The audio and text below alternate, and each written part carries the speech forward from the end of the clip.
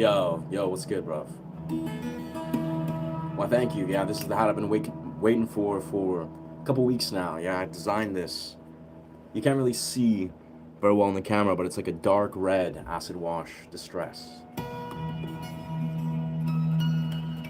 It's gonna look actually even more wild once I get my new Eclipse Burst guitar. Then it'll just be the whole picture will be complete.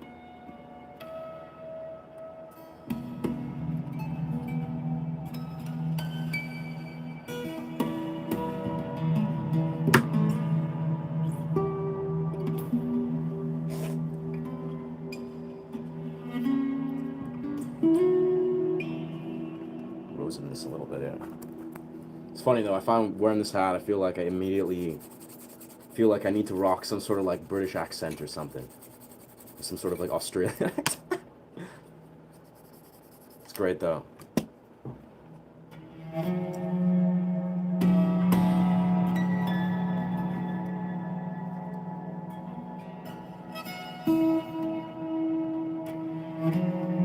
I must say though, my hair always continuously, I tie it back as it just I feel like it gets in the way a lot when playing guitar, but that's what it is.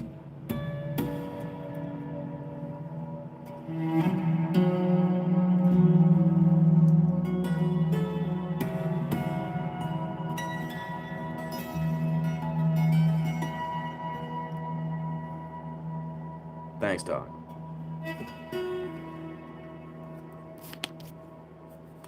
It's a very psychedelic hat, most definitely.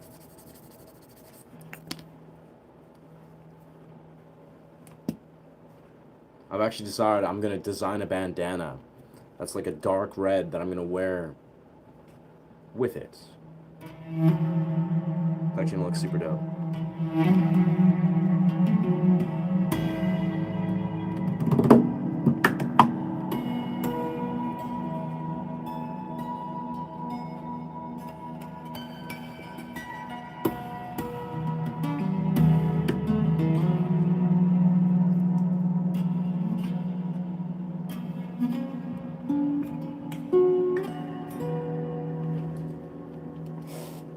Welcome to this live stream.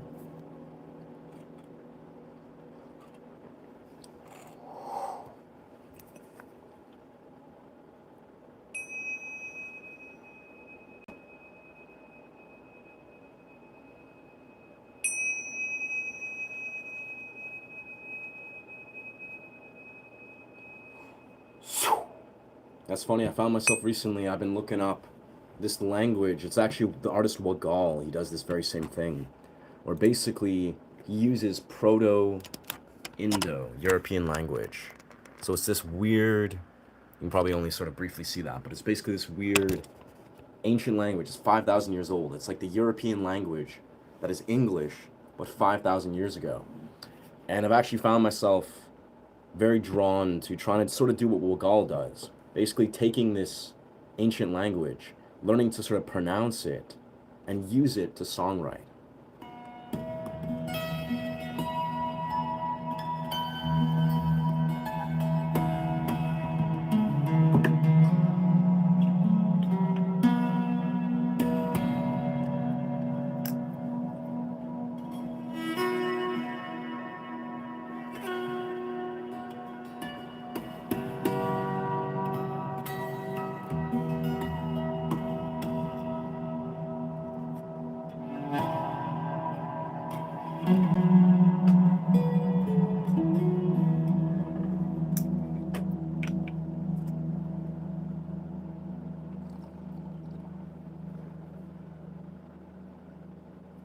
Remembering to return to your somatic body, allowing yourself to really just feel into the visceral felt experience.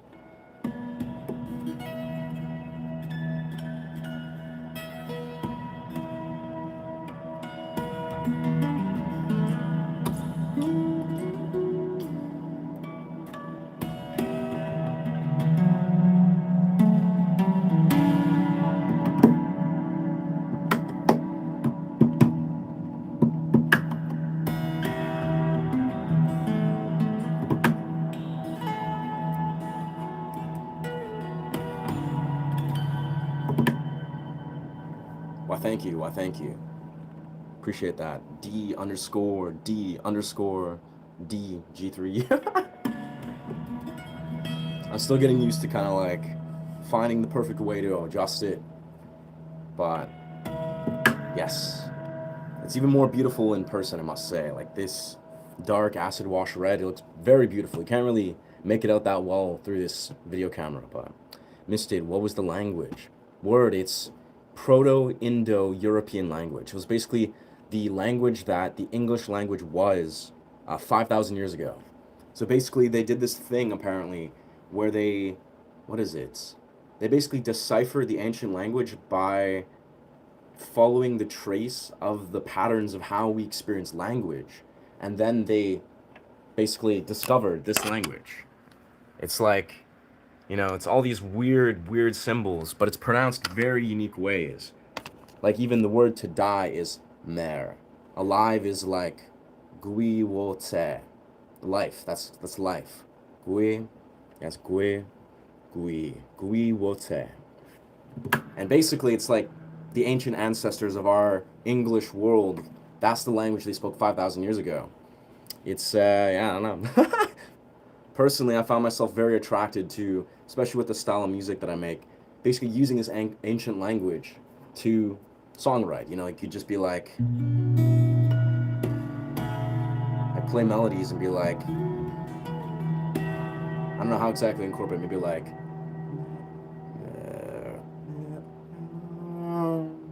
using the sort of sound of the resonance.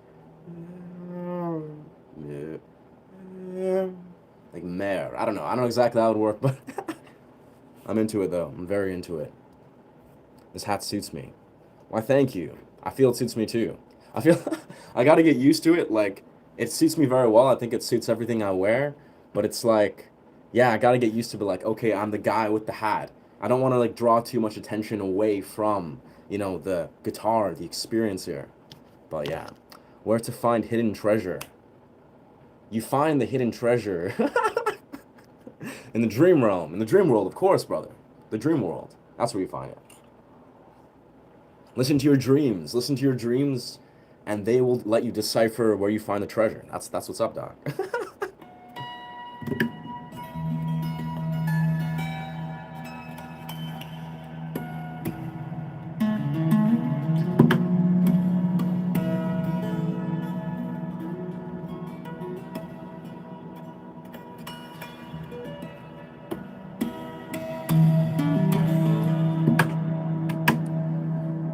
This sounds like a whale to me.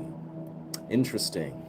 It does sound like, well, the deep low, that's a Tibetan chant, so it's supposed to be like low into the diaphragm, because it seems like a lot of the ancient language, right? At least the way that we can experience it, or they experience it, was very like, what's the word? It's very tonal, it's very resonance-based, you know, we're not trying to, ancient language was a lot of like felt, you feel it. You know, it's just like how the ancient Tibetan Buddhists, they were like using chants, you know, it's just like, you're like really feeling the resonance pattern in your body.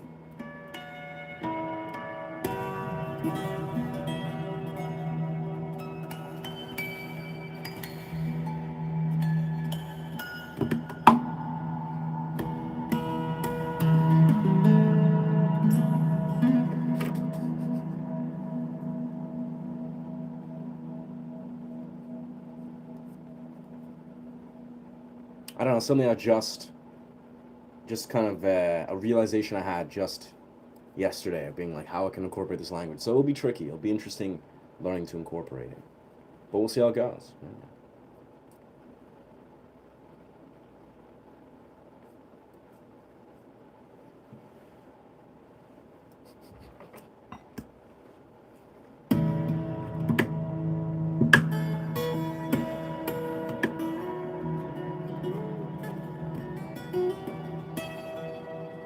Hair, man. Hair just gets right in the way.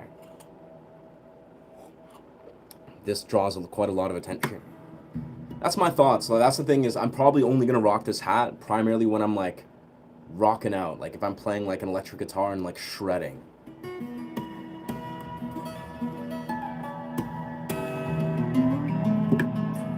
But for streams, I think it's best to just like have the energy.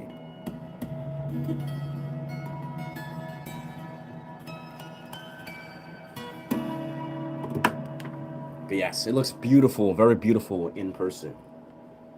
I think. One second. Like I'd love to show.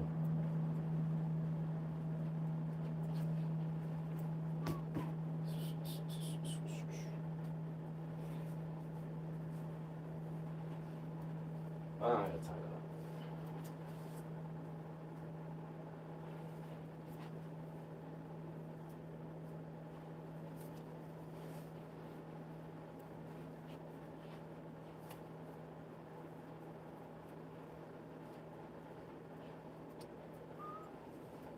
The key idea is what I think I'm gonna do is I'm gonna wear a bandana that I'm gonna make that's in a red color palette, right? And then even I can just kind of like rock this when I feel the desire to, yeah. But this thing is like in person, you can't really make out, but this is like a rich dark red. That's weird, Al. It's like you can capture this. Yeah, you can't really capture it very well. I swear, the way it looks on the camera is like a deep brown, but the way you see it with the human eye, like the naked human eye, is like it's like beautiful, rich, dark red with like blacks. Yeah. It's a fun hat though. Still trying to find the appropriate way. Like I kind of want to like maybe even trim the brim, make it very simple. Yeah.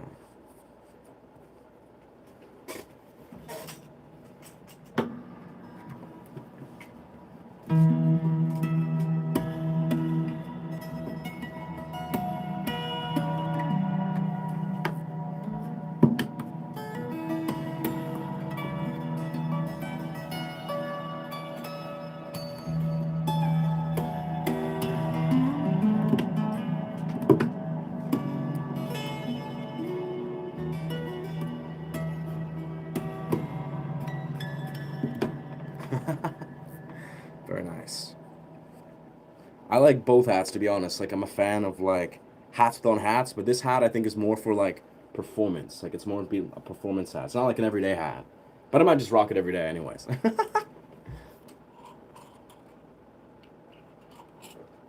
It'll come out at very specific times.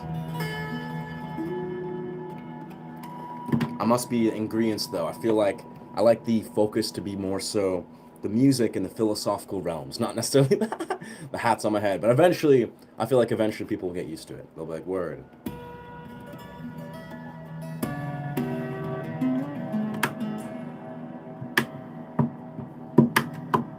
But I'm actually really excited, low-key, to incorporate this domain.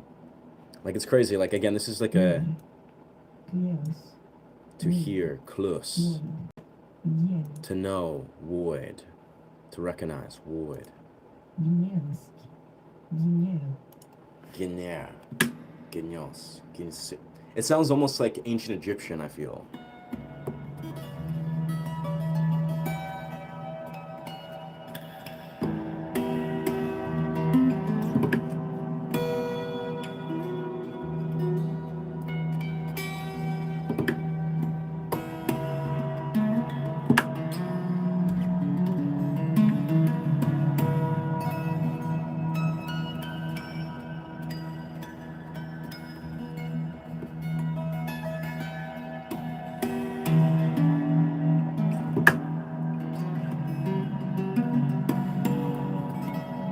I gotta say though, it's priceless. It's priceless being able to abstain from having my hair just chill on my face. Like I don't know why that's like, I love long hair, but word. Why thank you? Why thank you, Kali?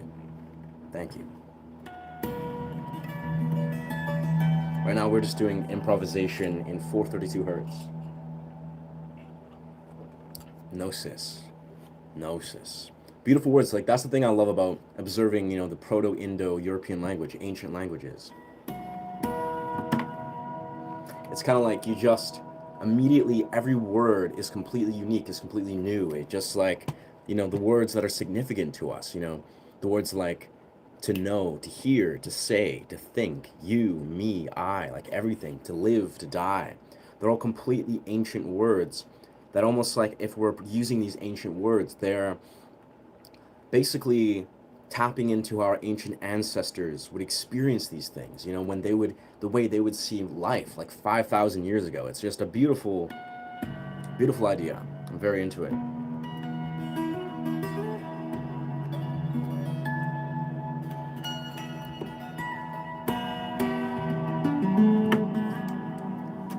Very nice. Welcome to this live stream, friends. And I hope you're finding yourself blessed. I'm hoping you're finding yourself just feeling grounded in this world, you know. But also, you know, this world is, it's a wild flux. You know, we are 3D beings. It's beautiful. It's a beautiful ride to be.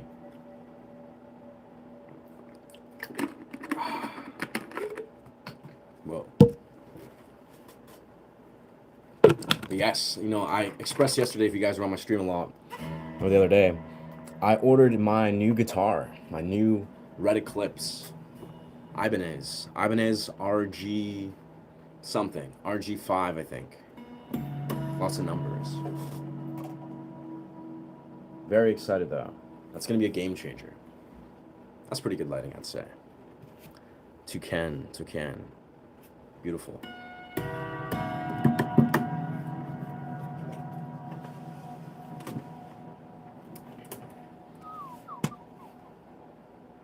Let's see. Hook up Ableton here.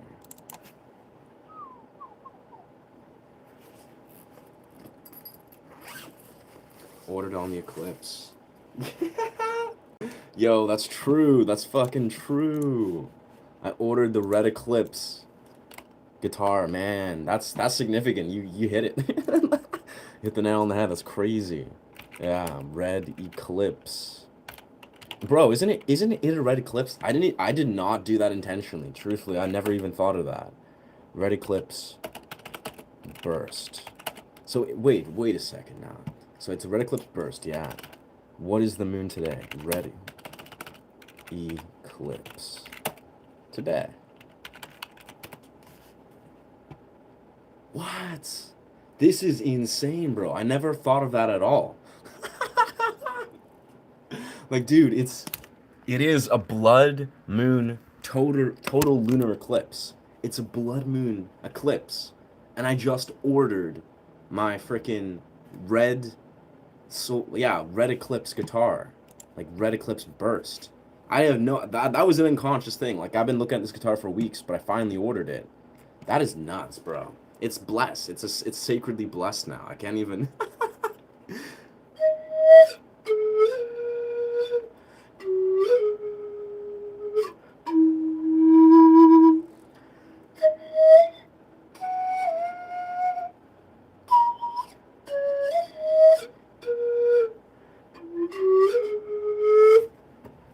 So wild.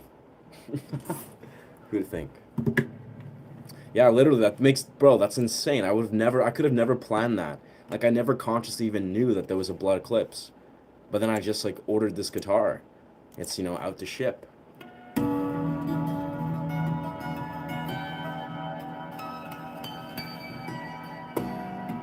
I guess that just kind of affirms and just, like, blesses it further. I don't know. I have no idea. That's crazy. That's crazy. Wild.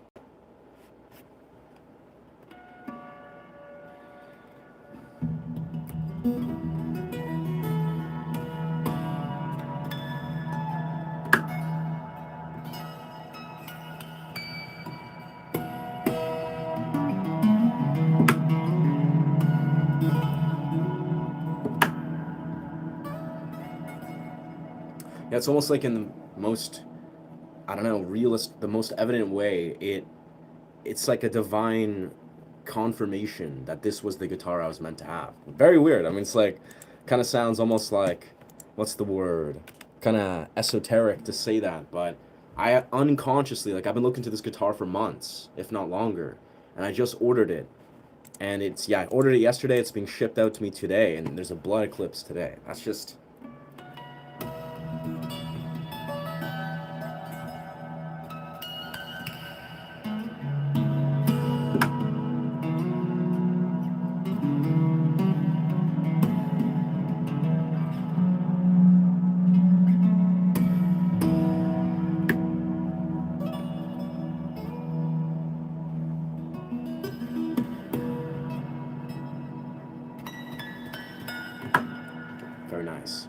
I think what I'm going to do is I'm now going to go to dropped B tuning, the tuning that I did the other day.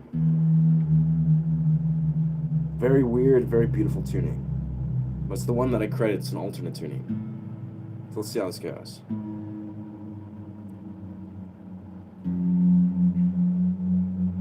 We dropped F sharp.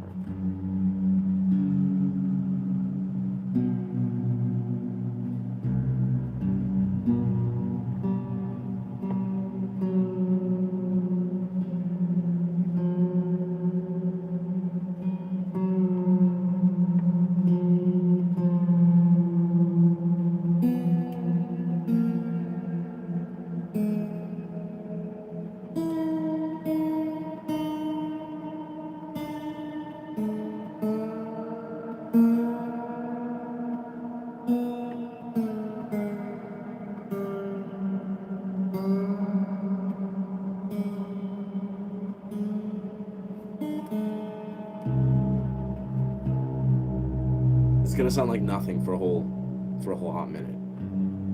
But yeah, we'll get this. We'll get there.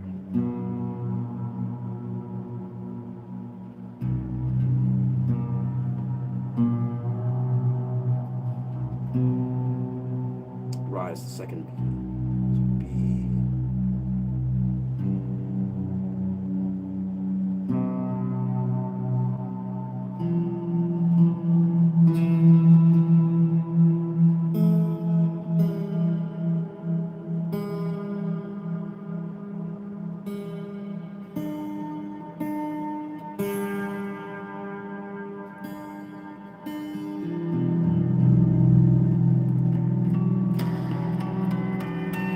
There it is, there it is.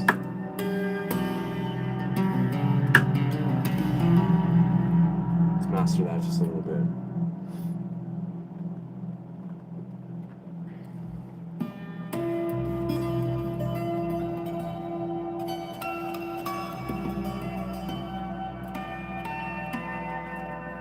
Very nice, very nice.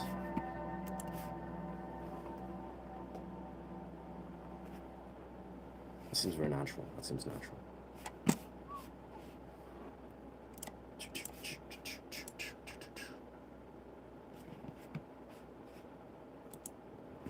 Let's see.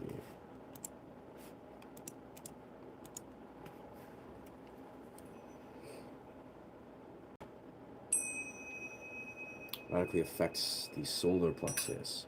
I like drop D. How do you slide drop D? How do you play slide drop D? I mean, I rock drop D. Basically, I do a lot of what Adam Gontier does, actually. This light feels so... feels a little more natural, right? No, but I find I actually, what I do is, I use a lot of power chords and like triplets, or triads. I use a lot of triads when I do drop D, yeah. Honestly, this is drop B. This is actually drop B. I went to 432 hertz. And then I dropped to drop B for these 4 chords, and then I split the tuning by doing almost like a, I guess a drop D technically, but not even drop D. It's like dropped, yeah, drop D sharp. I don't know. It's a weird one. It's a weird one. I created this the other day though. Really love it. I really like this. The solar plexus. I agree with that. This is a very like ancient sounding tuning. You know, I've done this one a lot. Okay, this is 1 second. It's doing a thing. Oh, that's me. All right.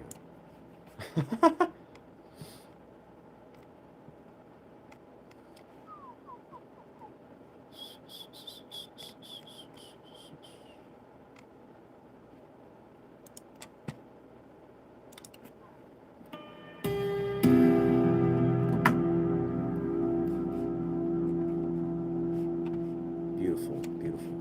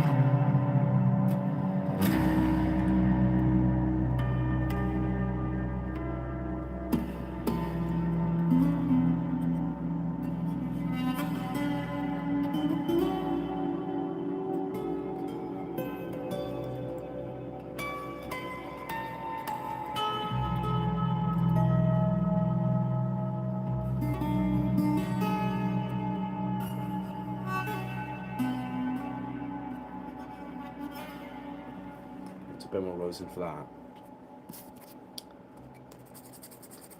What are the words for sun and moon? Yeah, brother, that's actually the exact words I was looking for. I don't think I've actually seen those yet. They should be here somewhere. Let's see. Oh, here we are. Sun. Okay. It's like S-E-H, little 2, W-O-L, S-H-2-U-N. So I don't know. I have to find... Oh, Sehwan. Sehwan. I guess ancient sun is Sahwan or Shun. Yeah, Sehwan. Sehwal. Sehwal. Yeah, that's sun. I guess moon, let's see.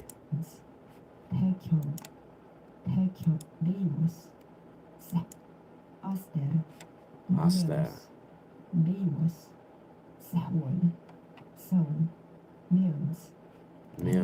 Myans. So moon is myans. I guess moon and month mean the same thing, I guess, in this language. Yeah. Sehwal. I don't know. These words, they sound so different to pronounce. Like they kind of flow in a different way off the mouth. I feel like apparently with ancient words, a lot of ancient words, they have like different, you make different shapes of the mouth. Like that's a part of the way you speak ancient languages. You use different shapes. Like you kind of like cup your lips or make like weird sort of like rolls and abbreviations.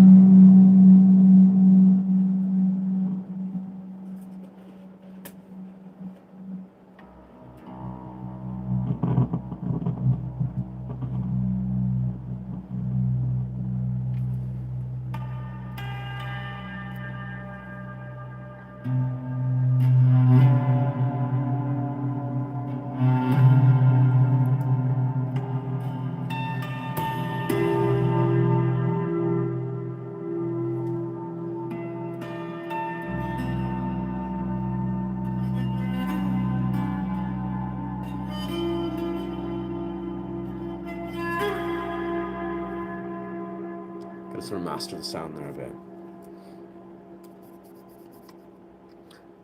Altering the mouth shape, resonating chamber. I think that's part of it. It's kind of like, you know, when you do ancient, or you do Tibetan throat singing, right? You know, when you use like, I don't know how to describe it. Like you just use these like low parts of the diaphragm. It has a very different effect. Yeah, very different feel.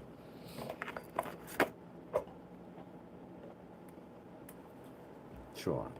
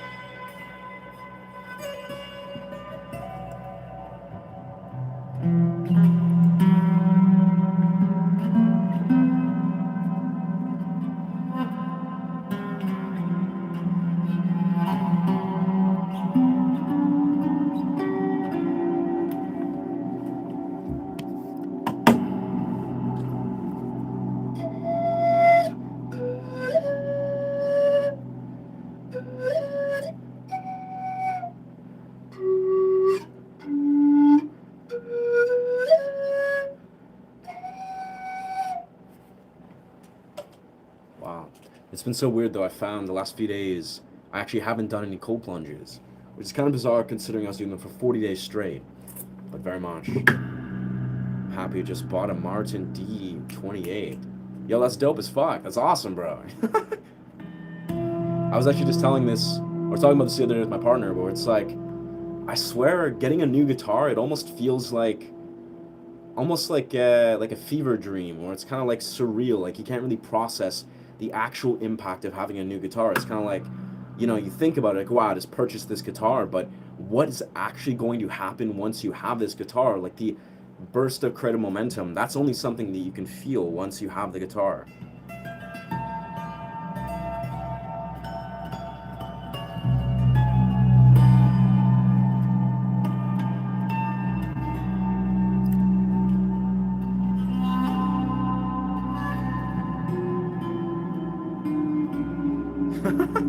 That's a dark switch.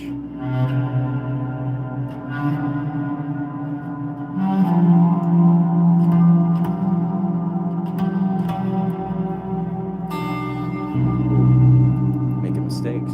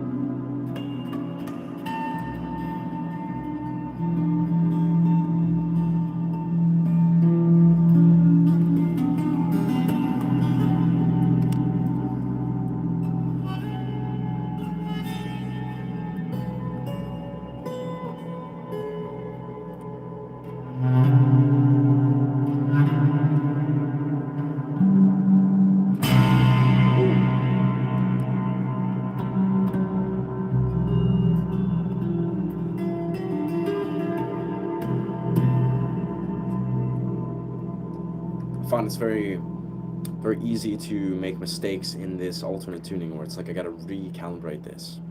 Any issues that I don't know if I can produce videos while also being a streamer. Any issue that I don't know if I can produce videos while also being a streamer. Uh, not as far as not as far as I'm aware. Yeah, I mean personally, it's like I think it's all really going to come down to cohesiveness. How cohesive are you in your streams in relation to how your videos are? And basically, what I'm simply saying is, if you have a good presence and a good dynamic, a niche that translates into what your long format and short format content are, then surely it will translate beautifully. But I don't think there's any like conflict. I don't think there's truly any conflict really that would arise, like if unless you're talking about like time wise. But I don't know, I'll be honest, like the way I see it, Floyd, is like I'm not a master of this. This is still something I'm figuring out, but I feel like the key is if you basically use streams, just unconsciously, you use this as a medium to basically get live feedback. If you're like creating videos or concepts or performing music, right? And you're using this as a double, like a duo sort of thing, where it basically allows you to have live feedback and a deeper awareness of what your intention and your vision is as a long format YouTuber, then basically live streams can serve very beautifully. Like basically live streams can give you this actual live experimental feedback to what your content is. You can actually make content on a live stream if you're really good at it.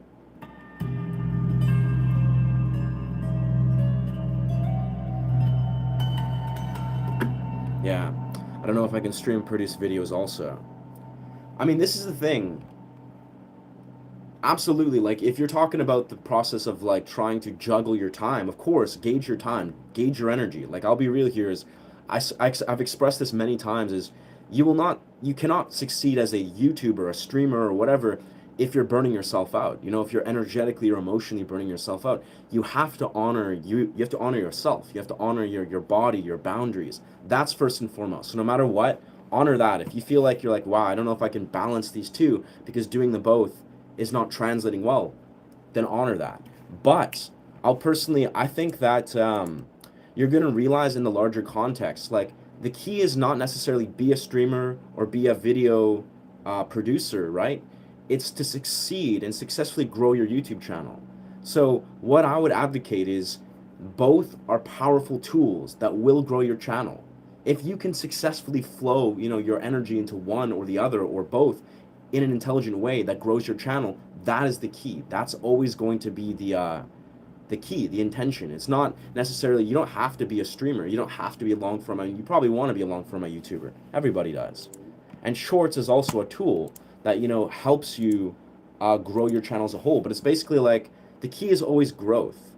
So I think the trick, like if you're trying to like juggle, like should I stream? Should I make long format? Should I focus this, that, the other? Should you focus external things like external platforms? Voice sounds very nasally for some reason. But yeah, no, like it's all about the balance of what your strategy is. It's like a strategy, it's being like, okay, if some weeks you really focus streaming and it flows and you're building your community and you're, allowing it to inspire and translate into to creating better quality or high quality content, then that's the move. But I think in the long-term goal, to succeed in YouTube long format, it's the easiest way, right? It's the most convenient way to succeed with the least amount of effort. If you can succeed in long format YouTube and actually like have an audience that's established and put out videos where you're basically just making some videos, releasing them once per day, and they're making you income, then that's a phenomenal place to be. But the key is it takes a strategy to get there. Like I feel like that's the long-term goal ideally for any YouTuber. But the key is you have to sort of allow yourself to envision a strategy, or if it's a style of content that allows you to actually successfully grow, because that's going to be the key thing. Whoa. I just went back to the non-standard tuning in my brain.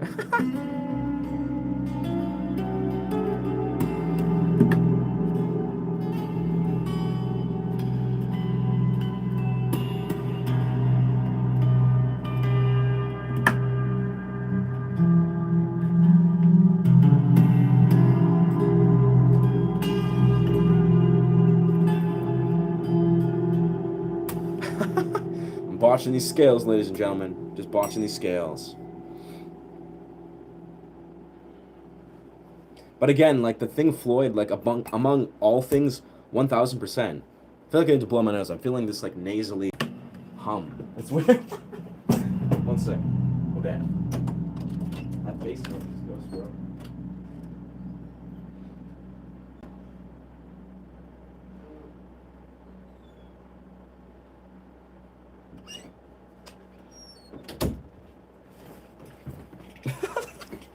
Yeah, yes, sir. I really feel no matter where, it's becoming tumescence.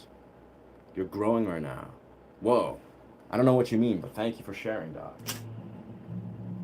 But I truly feel like no matter where you're at, Floyd, it's like no matter what your strategy, what your intention is with YouTube, you have to honor your like what you like to do, what you respond to. So it's like if part of you is like, not really resonating with how you're being received, say long format or short format or as a streamer, it's not necessarily like, this doesn't say anything about your overall channel or brand, but you have to honor your realm outside of the YouTube world, because you're only as good as you are. You don't want to burn yourself out. You want to honor your nervous system.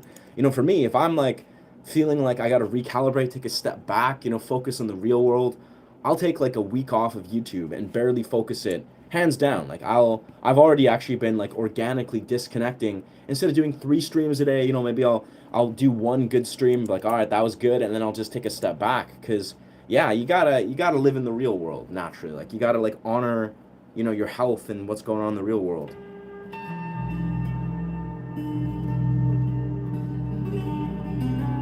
I mean, you probably know that, but that's just a reminder.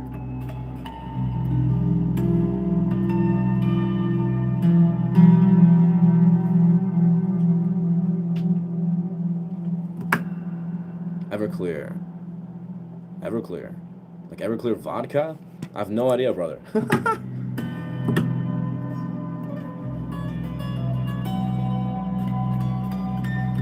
Never heard that song in my life, but thank you for sharing.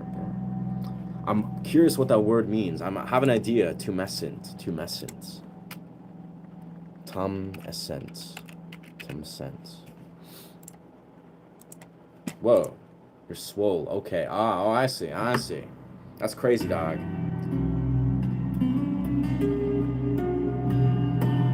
Very creative word for being unhinged. But I have to say, if you're gonna be unhinged continually, then I'm gonna have to situate you out here, my friend.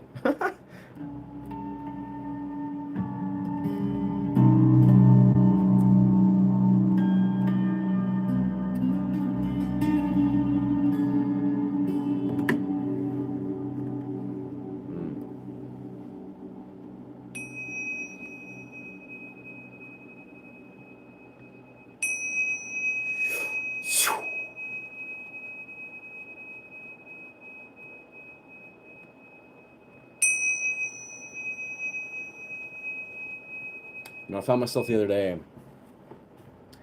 Yesterday. I was like just chilling with my partner. I was thinking like, when I was very new to this channel, what I would do, is I would basically, when I was like chilling in the forest, you know, when I didn't have a lot of views, and I still don't, you know, have a massive amount of views, but when I basically had like 0 views, what I was doing was I was experimenting with basically hypnotherapy, and not exactly like I wouldn't do full on hypnotherapy because I'm not a hypnotherapist, but I would actually learn to read hypnotherapy prompts as like a meditative prompt to almost like create a visual experience as I'm playing the guitar.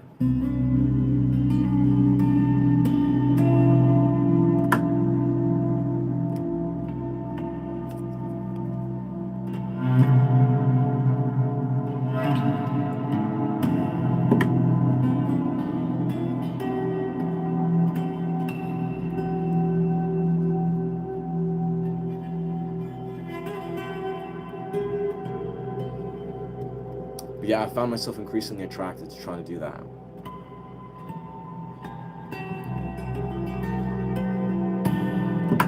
Like snake charming. I don't think so, dog. I think it's like induction. It's the power of suggestion, like creating a visual experience, like hypnotherapy. Because I'm not sure what snake charming. I know snake charming is like using music and like you know, beautiful sounds and music to kind of make a I think it's more like a human thing. But I don't know. I'm not familiar with snake charming. I know this could be like very snake charming-esque, but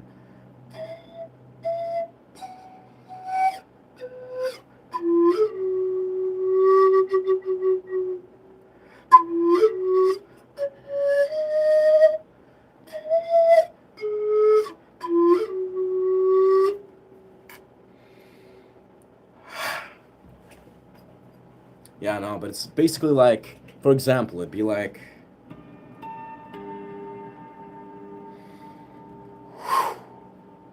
so you find yourself walk into a building. You walk inside of this room. What is this room? So something like that. Now, what was I think that, oh yeah, you walk up to a house. What color is this house that you're visualizing? And you hear a sound in the distance. What is this sound?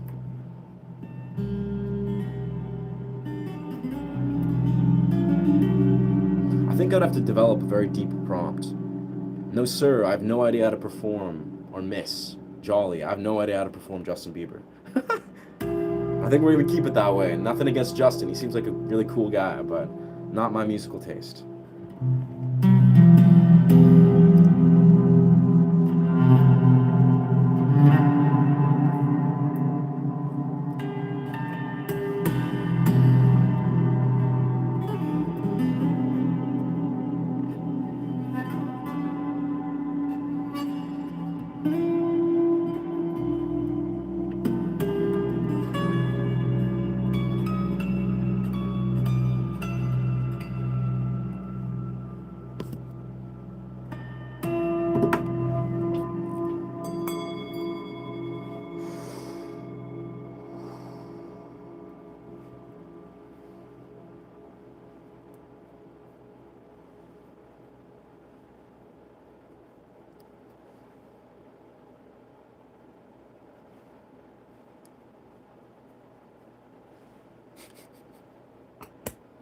Speaking of colors, I can't believe I'm blanking on the medical literary terms for different colors.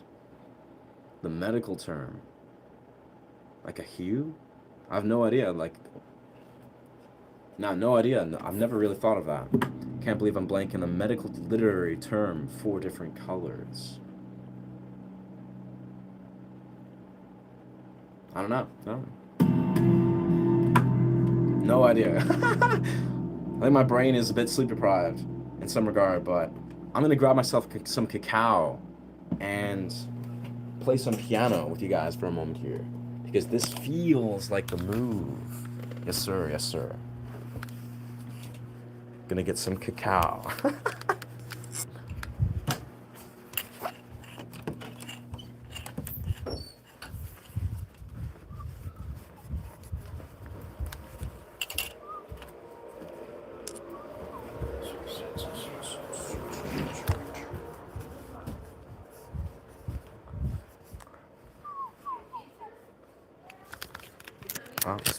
Human beings.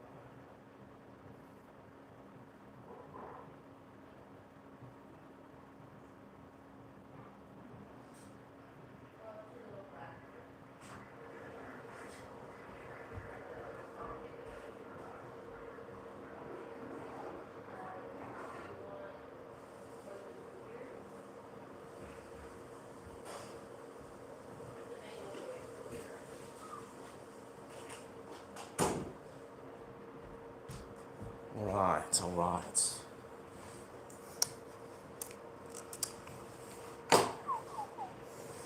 Yeah, this sound quality sounds pretty good. It's not too much background noise. Saying colors. They taught these in school. Color wheel?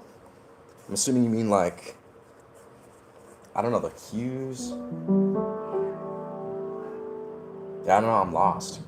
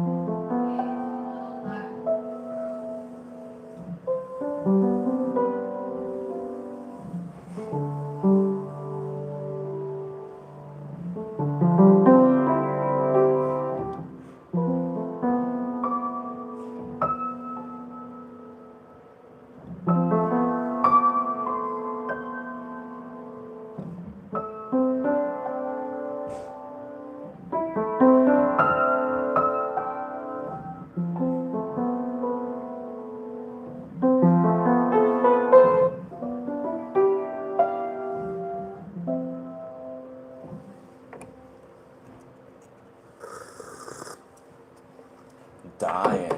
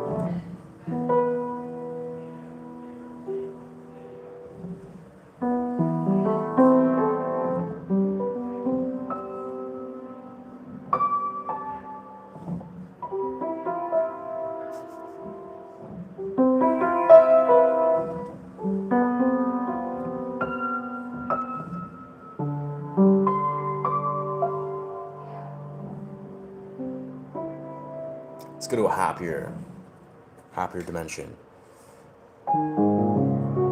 That is the minor scale, which innately is not actually happier, but it's A sharp minor.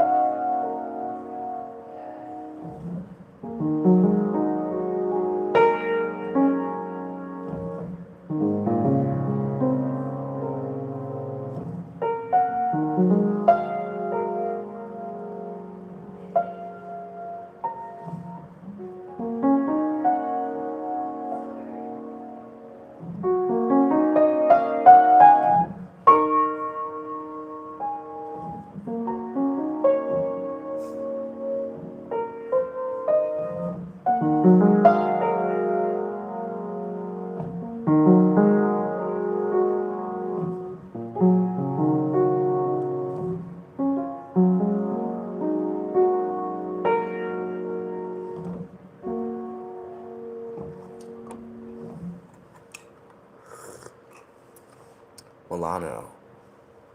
Cyan. Ethereal. I don't think he's thinking of a color, but he's thinking of the word. How to talk to girls and present yourself, man. Please give me some brotherly advice.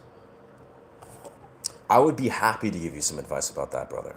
Once I'm done this piano flow, 1000%. But I mean, without going down a deep, deep rabbit hole, because that's a deep one. The key thing you're probably trying to crystallize if you're trying to learn how to engage with the opposite sex is confidence. It's literally just like genuine, authentic confidence. And I could talk about that for a while, but I'm right now, once I head back down to my studio, I'd be happy to elaborate for you there, brother. Because I'll be honest, we all struggle with that. Like, that's the thing, is like, doesn't matter if you're a freaking rock star, musician, this, that. Not saying I'm either of those things, but if, you know, for example. But if you're anyone that has like a lot of confidence, we all as human beings, we struggle sometimes. You know, it's like the different tiers of engaging with human beings that we, for whatever reason, you know, really infatuate us.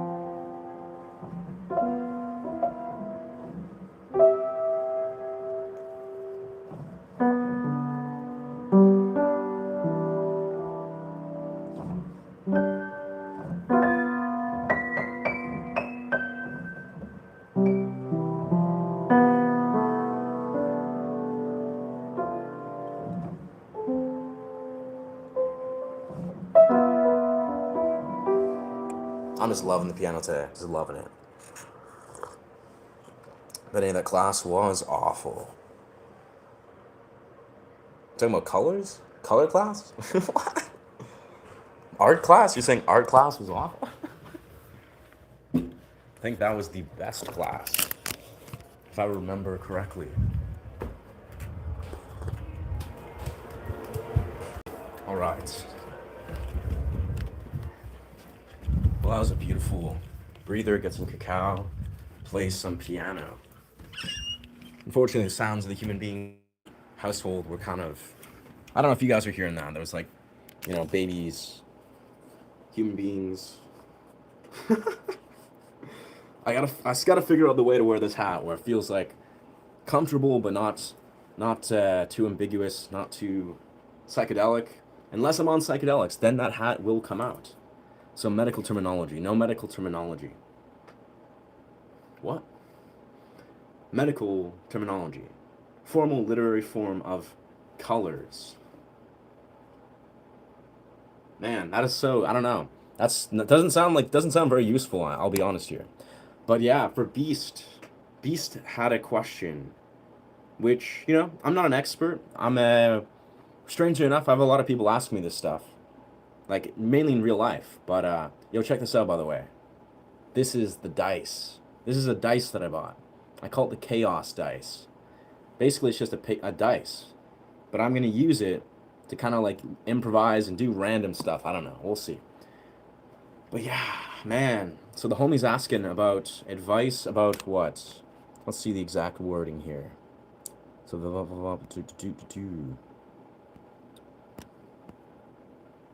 So how to talk to girls and present yourself. Give yourself some brotherly advice.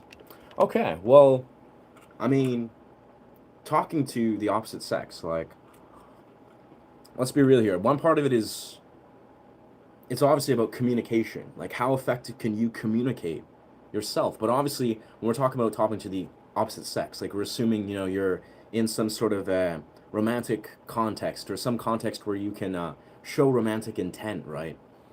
That is a whole nother thing that I think requires a very raw level of self-awareness and confidence. And also, I'll be honest, like the last piece of the puzzle, if you're asking like how does one actually, have a successful interaction with a woman that's gonna translate into having a relationship, maybe, potentially if you align with values, a lot of that has to do with you being able to successfully read the moment. That is social intelligence.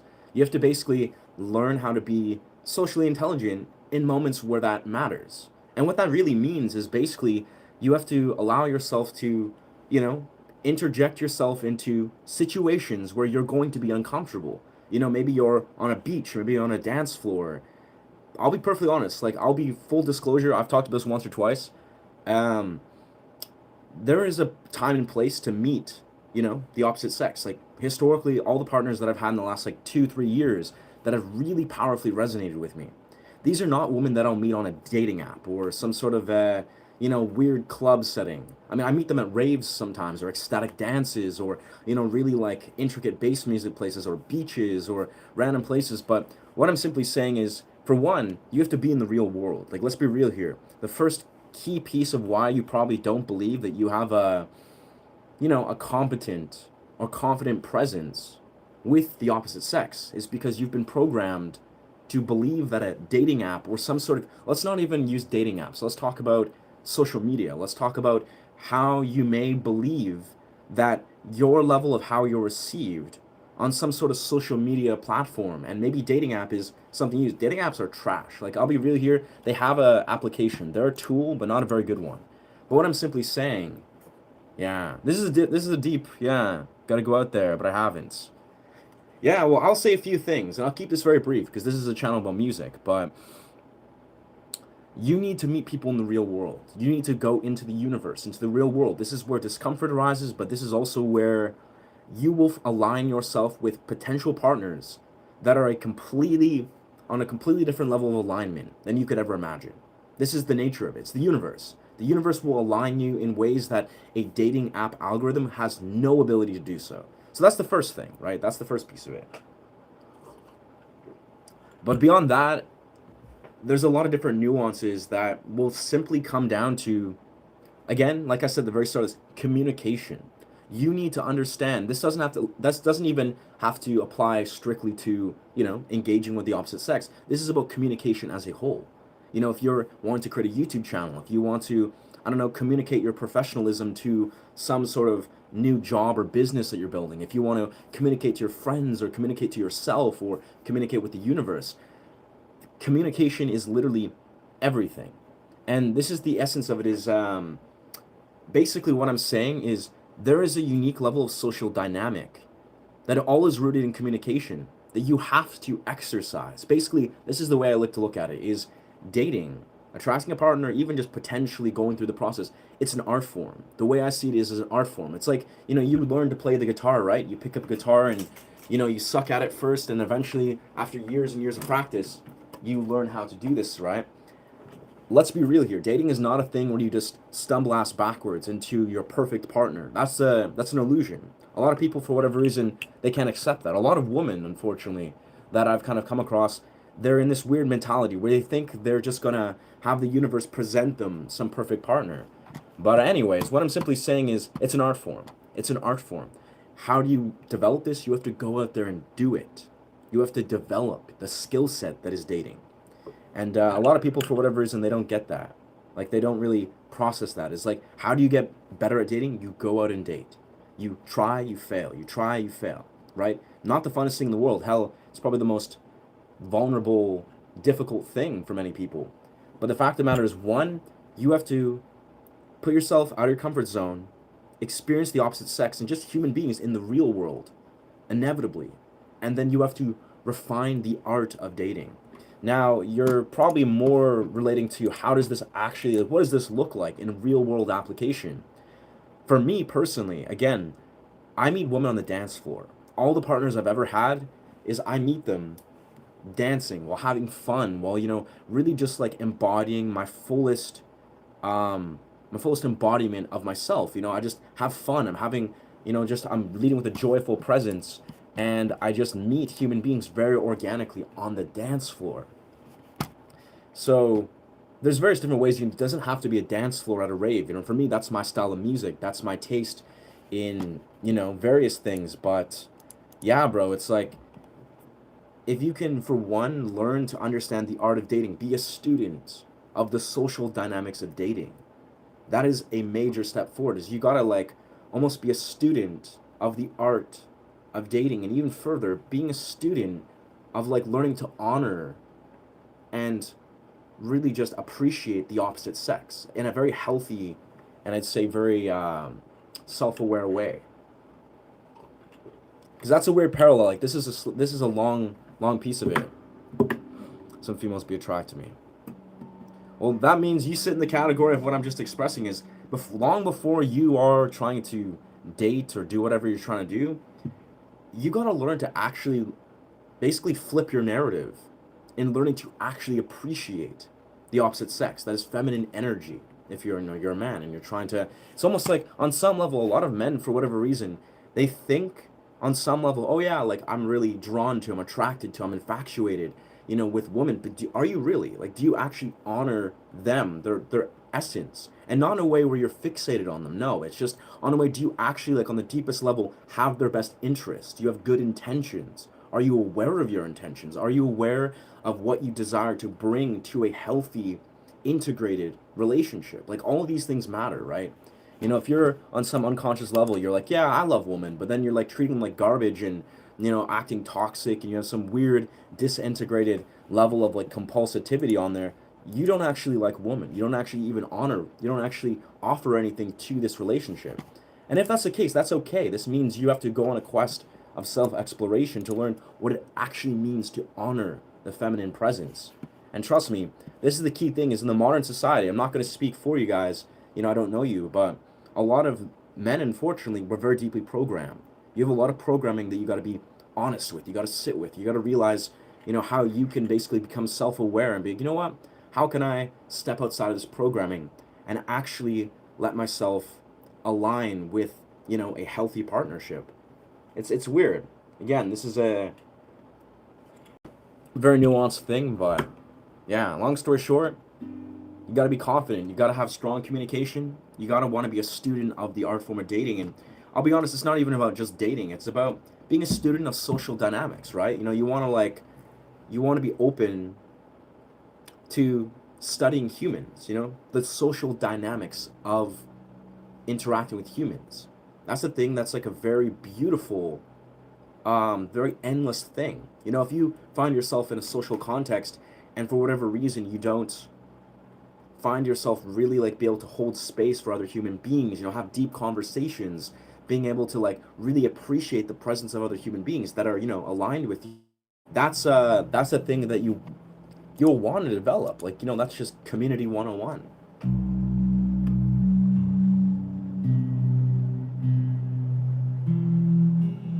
I think I'm gonna exit this alternate tuning, as much as I love it so deeply.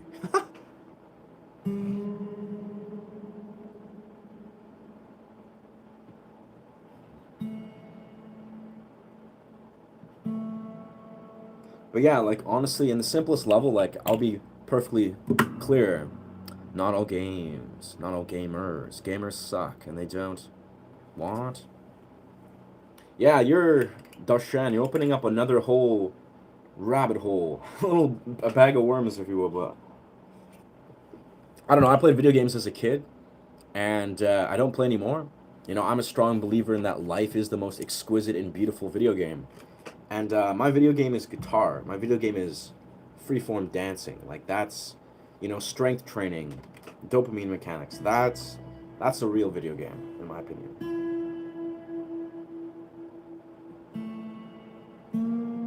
All that being said, though, I love video game music. You know, I have a deep, deep love for video game music.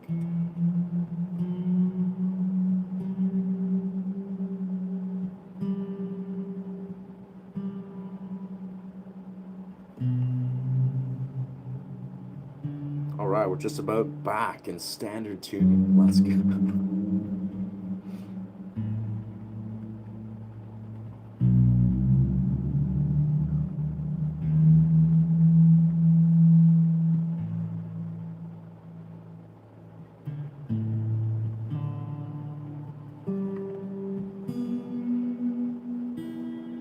Nice. There we go. Play Let It Be. No.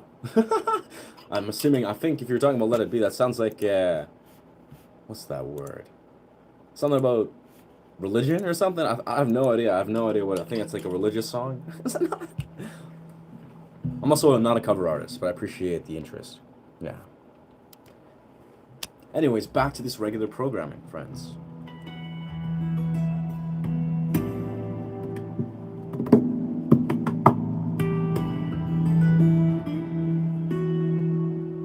That a little bit.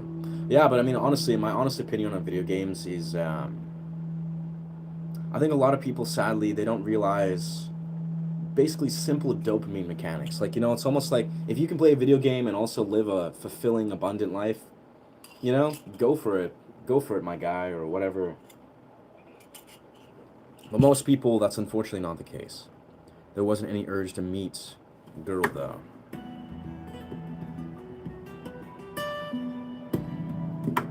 I don't know, dude. Again, I don't know you, but I'm assuming, unfortunately, you're probably operating on a programming that's not serving you. And I don't know, like without trying to be, what's the word, abrasive or even just like, you know, disrespectful. I feel like it's important to recognize that a lot of us, myself included, for many years, had no idea what it actually looks like to healthily hold space for a healthy relationship. So I'll be perfectly honest, like this is why I emphasized very clearly that a lot of people need to learn the art of dating.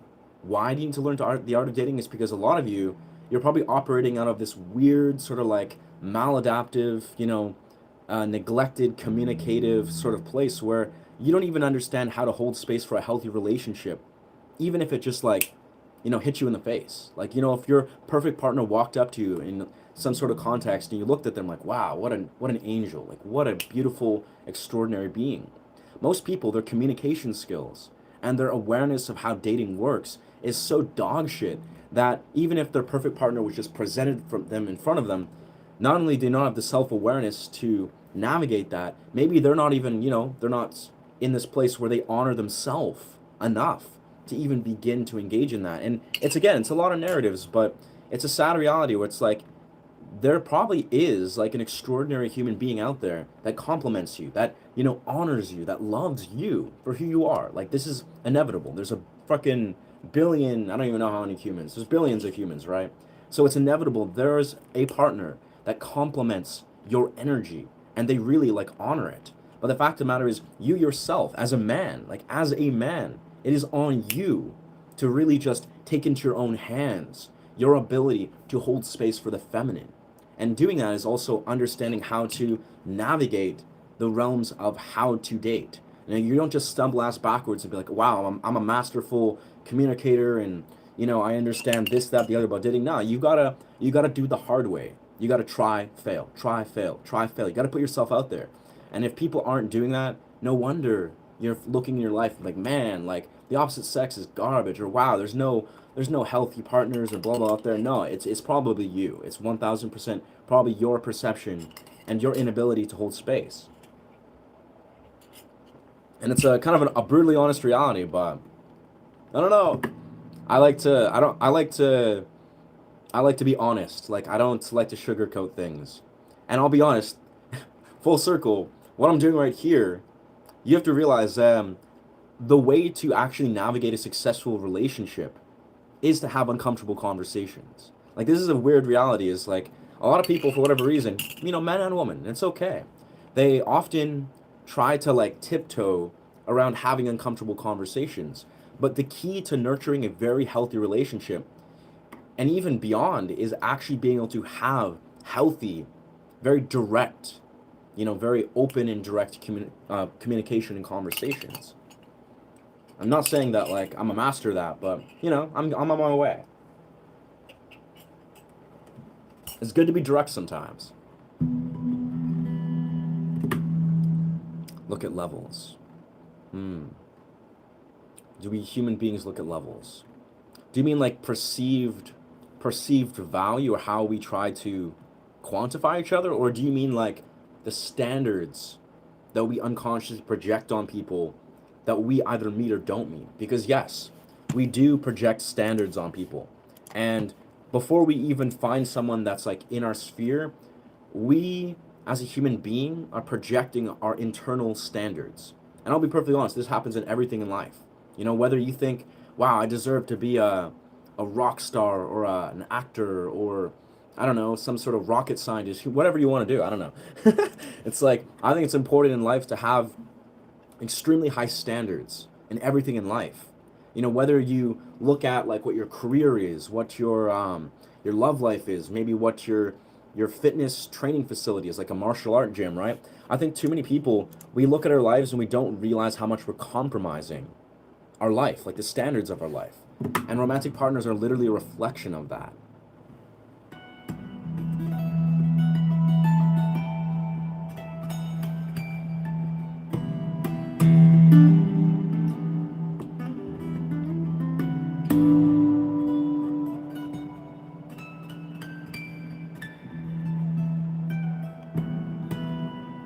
Man, 440 hertz tuning just sounds so weird.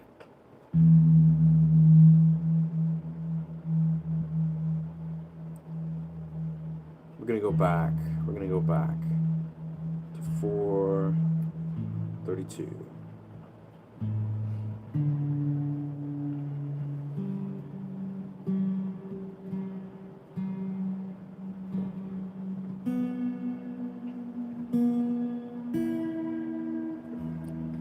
There's so many horrific stuff nowadays, we forget humanity. Maybe comparing stuff. Well, like I kind of expressed at the start of this kind of stream of thought, is most of us, like I'll be perfectly honest, most of us, myself included, we are not living in the real world. We're living out of weird, distorted, convoluted, fragmented perceptions of what we think the real world is. Maybe we can even call these substitutions. This is actually what I used to call them when I was younger, when I was making sense of this. Is we are basically living in substitutions of the real world. Substitutions of how we connect and engage with the opposite sex, substitutions of how we're maybe perceiving masculine and feminine energy. We're basically substituting. We're looking into something like, oh, we could experience the real world, the real depths of what we desire to experience in this world, or we could be drowning in all these one-dimensional substitutions that we are all actively participating in. We think, oh yeah, this is the real world, this is how humans are, this is how XYZ is, but it's not even the real world. It's not even actually real. You have to be in the real world. You have to see with your own eyes how actual human beings are. How XYZ of this person or that person. A lot of us, we're living in delusions. Like, we our phones, all this programming is basically telling us one thing, but then we never are actually seen with our own eyes what the actual real world experience is. So yeah, it's like people, they're projecting horrific stuff. We're comparing, creating all these delusions. And a lot of us, we literally just need to put our phones down. We got to put our phones down. Like, let's just actually ignore all this shit. Go step into the real world. See what's actually there. Like, see how actual human beings are.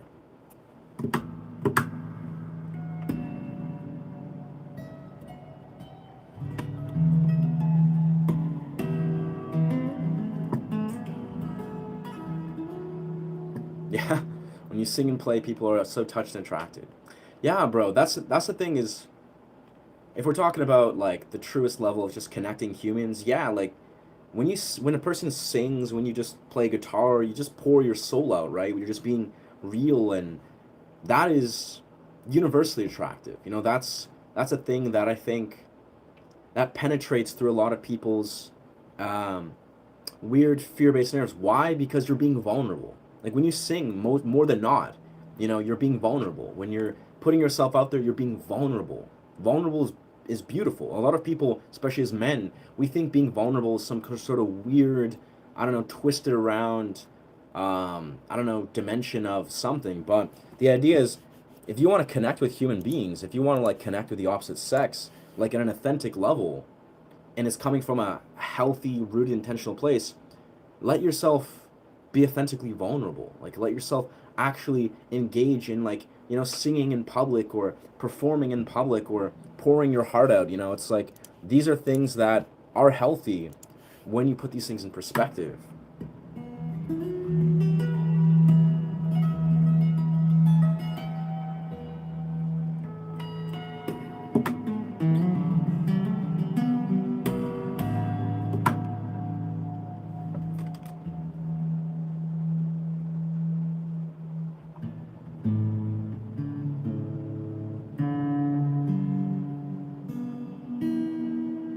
That's nice. That's nice.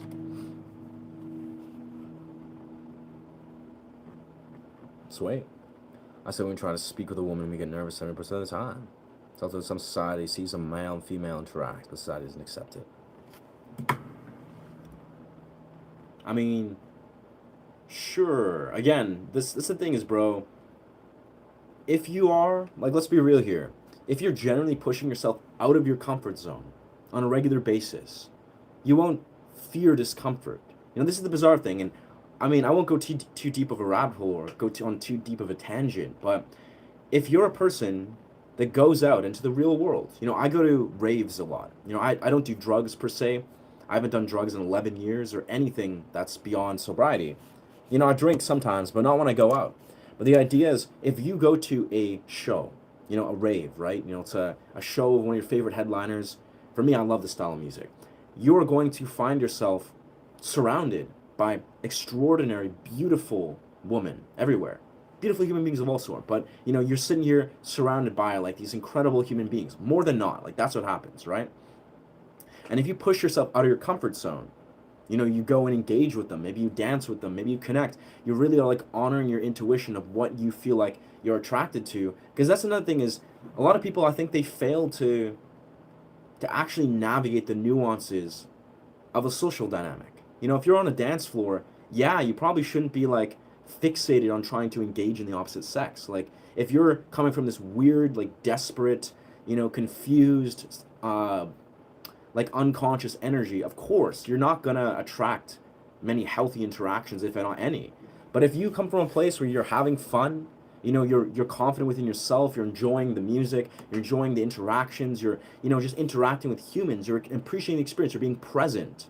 Then when you do have a woman approach you, and you approach them, or however you cross paths, right? And it will be uncomfortable, like, wow, this is a very like extraordinary person. You will feel a natural level of anxiety, but that's the idea, is you embrace it. You're like, oh yeah, I understand the role of discomfort. You know, you don't shy away from feeling uncomfortable. And I think there's many nuances to it where you have to embrace discomfort, but you also have to be like conscious of the natural flow of how human beings align with each other, you know?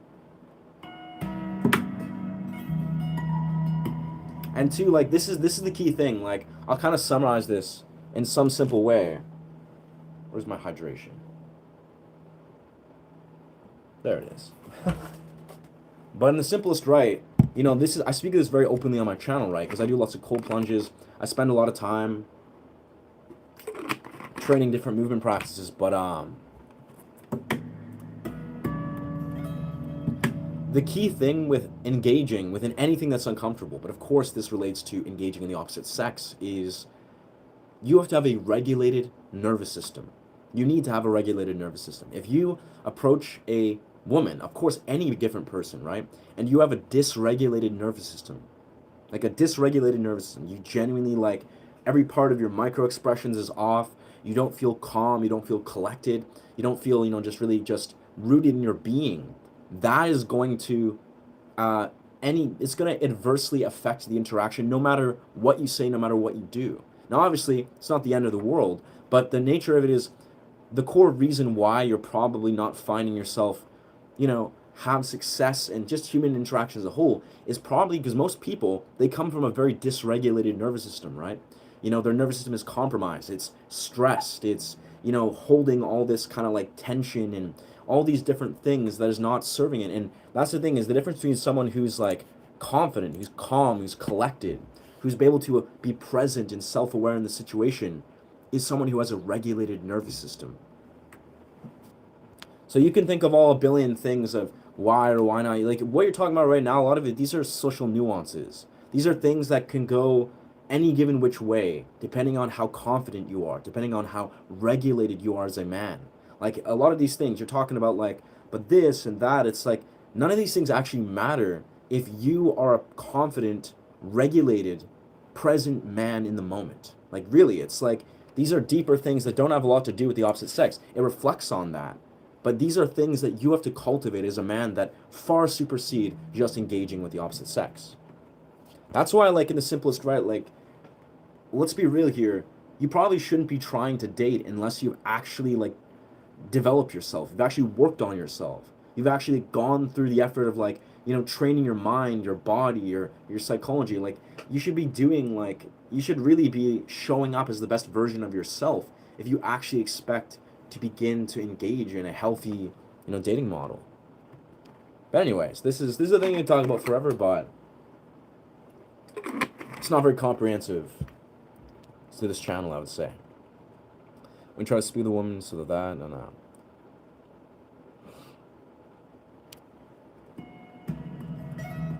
Again, bro, like, that's what I'll say is, like, the truest point of this is none of these things matter. Like, again, these are all little social nuances that can go for and against your favor. But the fact of the matter is, none of these things matter if you yourself are not a regulated, present, and intentional man that has developed himself, like developed confidence, competence. Like, it's almost like, what do you genuinely think you bring to the table, alongside how are you regulating yourself in your everyday life? Because again, if you're not regulated, if you're not at this place where you're really doing the work, like you're really developing yourself, and again, you're like training, you know, doing hard strength training, and you're working and growing your business, and you're just not really thriving in your life, why do you think, you know, that's the thing that's going to reflect in everything you do? You know, you're not going to be confident, you're not going to be self-aware. So again, what I'm simply saying is, all these little things of, you know, your narratives of like, but what if they care about perfection, and but they care about this or that.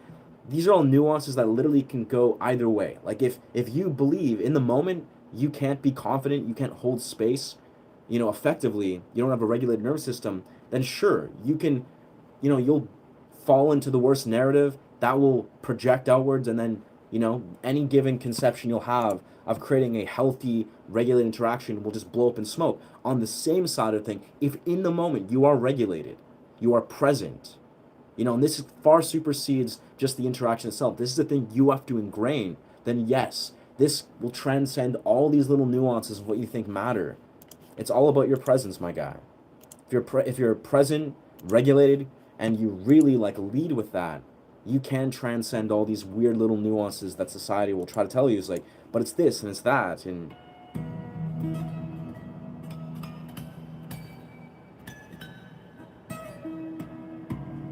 anyways, that's my 2 cents, brother. That's my 2 cents. I hope it helps. I could truthfully talk about these stuff today because I love going deeper and understanding these like social dynamics. But again, a lot of these things, like I think the ultimanium, this is what I promote a lot on this channel, is your nervous system is everything. It's your perception of everything. It's how you perceive stress. It's how you perceive other human beings. Beyond your psychological state, your nervous system is your felt experience. It's your micro expressions. It's your body language. These are things that if you're not to the core regulating these things, you know, if you're not honoring your nervous system, like you're dishonoring in all these different ways, all these little nuances and things will not matter for the life of you. You know, you gotta address the root thing of why on some deep level, you know, you're feeling dysregulated and why you're not feeling present, right? That's the beauty, is once you can address those things, once you can really learn to honor your body, your somatic body. And weirdly enough, this is basically what I gravitate around on this channel a lot. You know, I speak of cold plunges, I speak of dimensions of training, I speak of, you know, with creating music and really breathing and meditating or engaging into a meditative state. These are all ways of regulating the nervous system. It's like you got to address the core, my friend. You got to like really get to the center of why, almost like on a philosophical level, you're not truly at peace and truly like at full surrender with the moment. And again, like, this is, you're human beings, so obviously, you know, we're all struggling with these things. We just got to figure it out.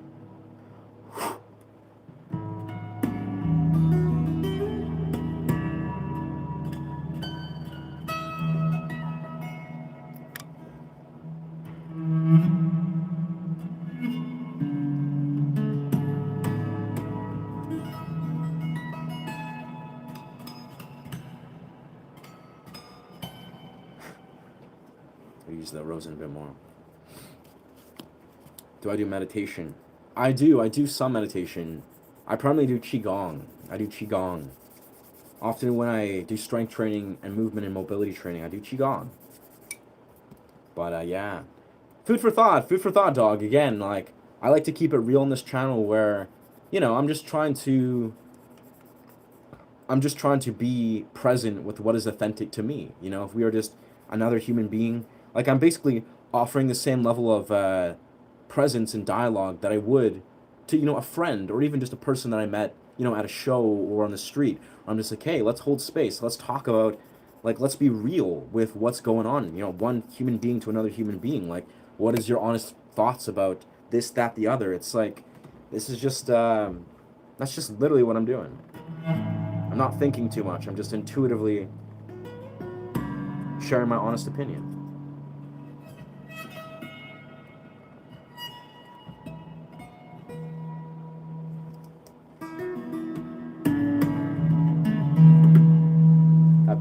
That bass is very, very bassy. But yeah, it's like, I have to say though, to Darshan, like, straight up, dog, have you ever had a girl talking to you first? All the time, my guy. I mean, yeah, I'll be honest, this is the thing, you may have heard this in some sort of social context or dating world or whatever. Men may approach women first, but it is women often who actually offer their presence before the men approaches them. That is, you know, they're basically, if they're really interesting, they're gonna like stare at you. They're going to open their body language. They're going to like basically give you a subtle cue that they're comfortable around you, that they're attracted to you. Maybe not necessarily right away, depending on the woman, but it's almost like you as a man, you can choose to or to not engage within somebody, based on a million different things. But the reality is, women are offering the subtle micro expressions that are showing them with their body language that they're open to you. Yeah.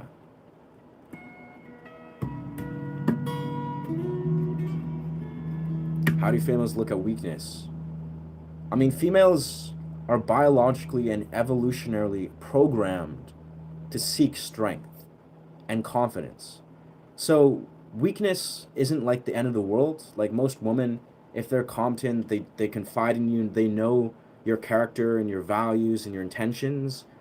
They're not going to judge you for weakness. You're a human being, dog. But the reality is, yes, on a deep level, women are evolutionarily programmed to literally seek out a mate, a partner that is competent, is a man. You have to be an actual man. Like, you gotta be able to make good decisions.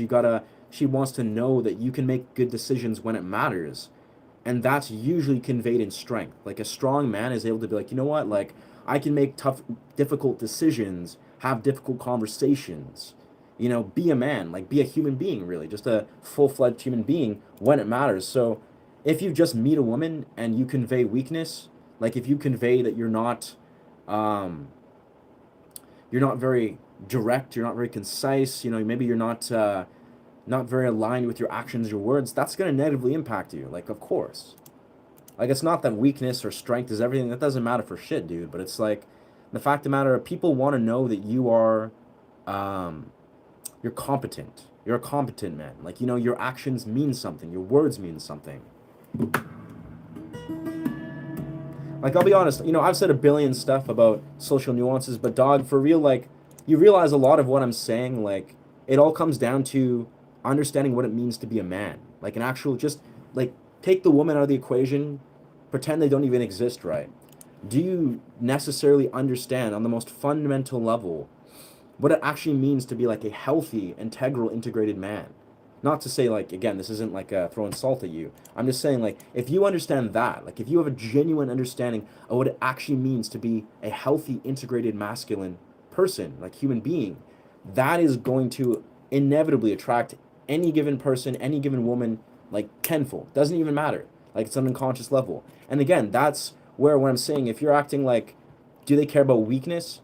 On a deep interpersonal level, probably not. But if you, for whatever reason, on a deep level, you to you, like yourself to yourself, you don't actually understand the importance of displaying strength. And we're not talking about like hypermasculated strength where you think, you value physical strength over everything. No, it's like, do you understand like the core values of what it means to be a man and why that's important in society,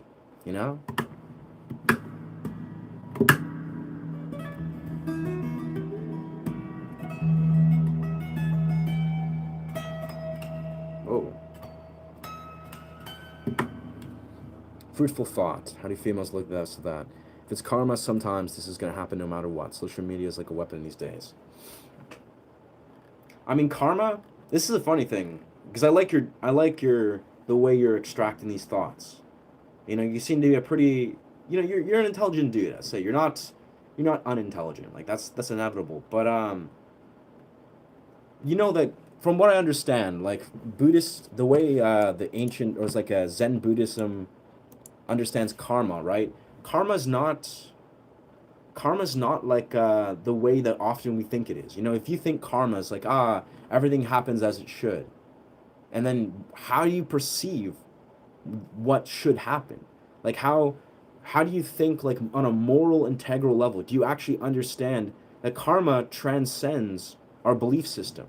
Like, karma basically is telling you that there is a universal force of how you're operating, not based on what you think your actions are, but what your actions actually are that have consequences. It's like your actions have consequences karmically. So sure, if you think that, it's harmless, that things will happen as they are, even if you act in a disintegral, disintegrated way, and you're not self-aware of, like, you know what, maybe what I did was, maybe a little bit disrespectful or was disintegral or maybe wasn't honoring the feminine or honoring the masculine or whatever. And if you don't like process that, karma is going to operate no matter if you think that I'm at peace with whatever this is or not.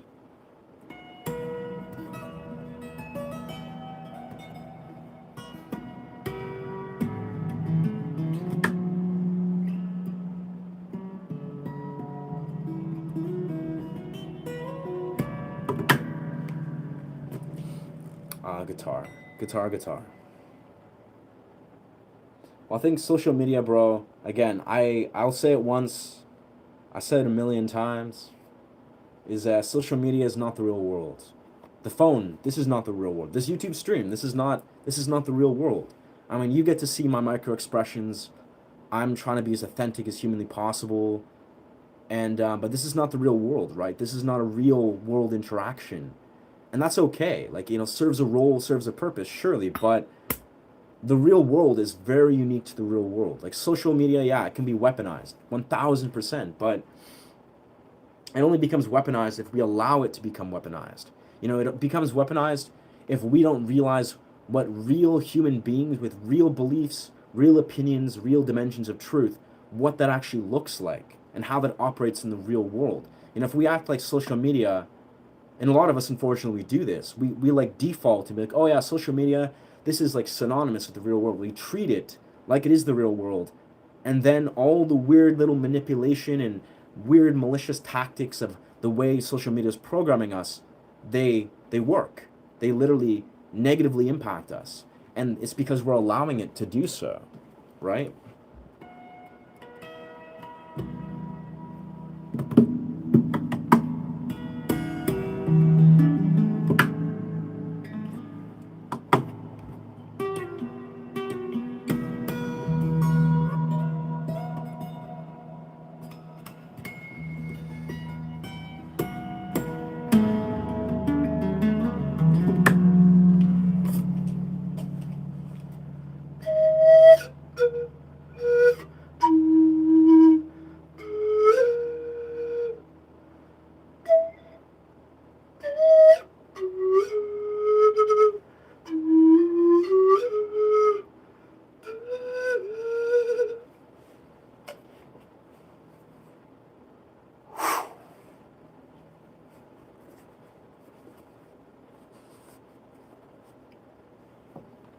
No man is an island.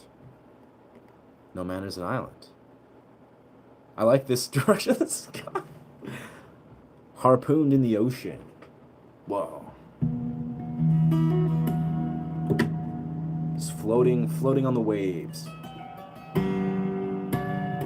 Just floating on a barrel through the ocean. Just like Luffy from One Piece.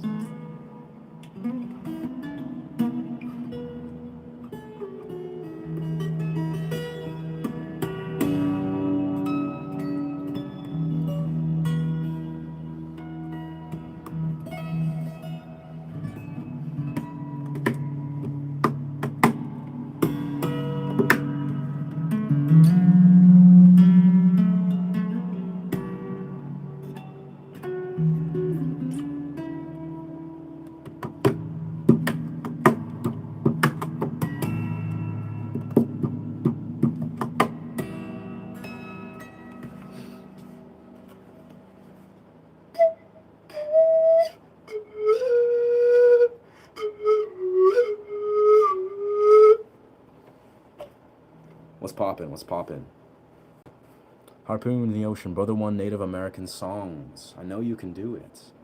Honestly, I've never heard, unless, I know of like, what's his name? Zanfir. I'm familiar with Zanfir, but great hat and great sound. Thank you, brother. I had a feeling you'd approve. Yes. This hat is, I think it cuts off my oxygen a little bit, so I gotta sometimes pop it off. But even then, it's like a hat is like a, it's like a glove. I can play some Native American styled energy.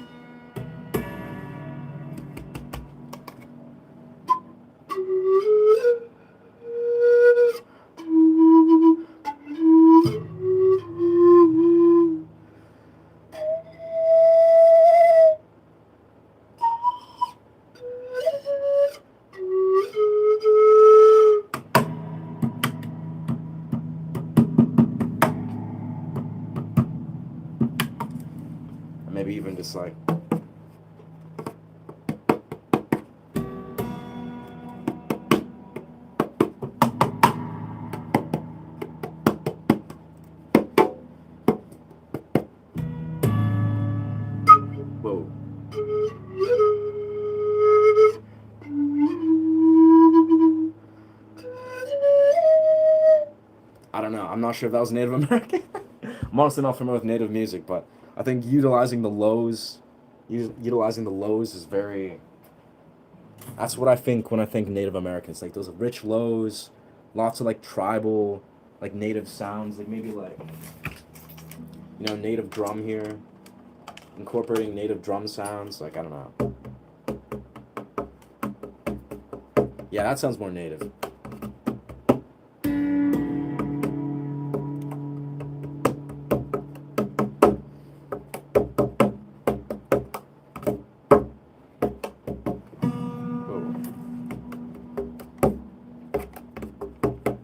I love this drum, but it's tricky to play with one. I gotta play with two hands.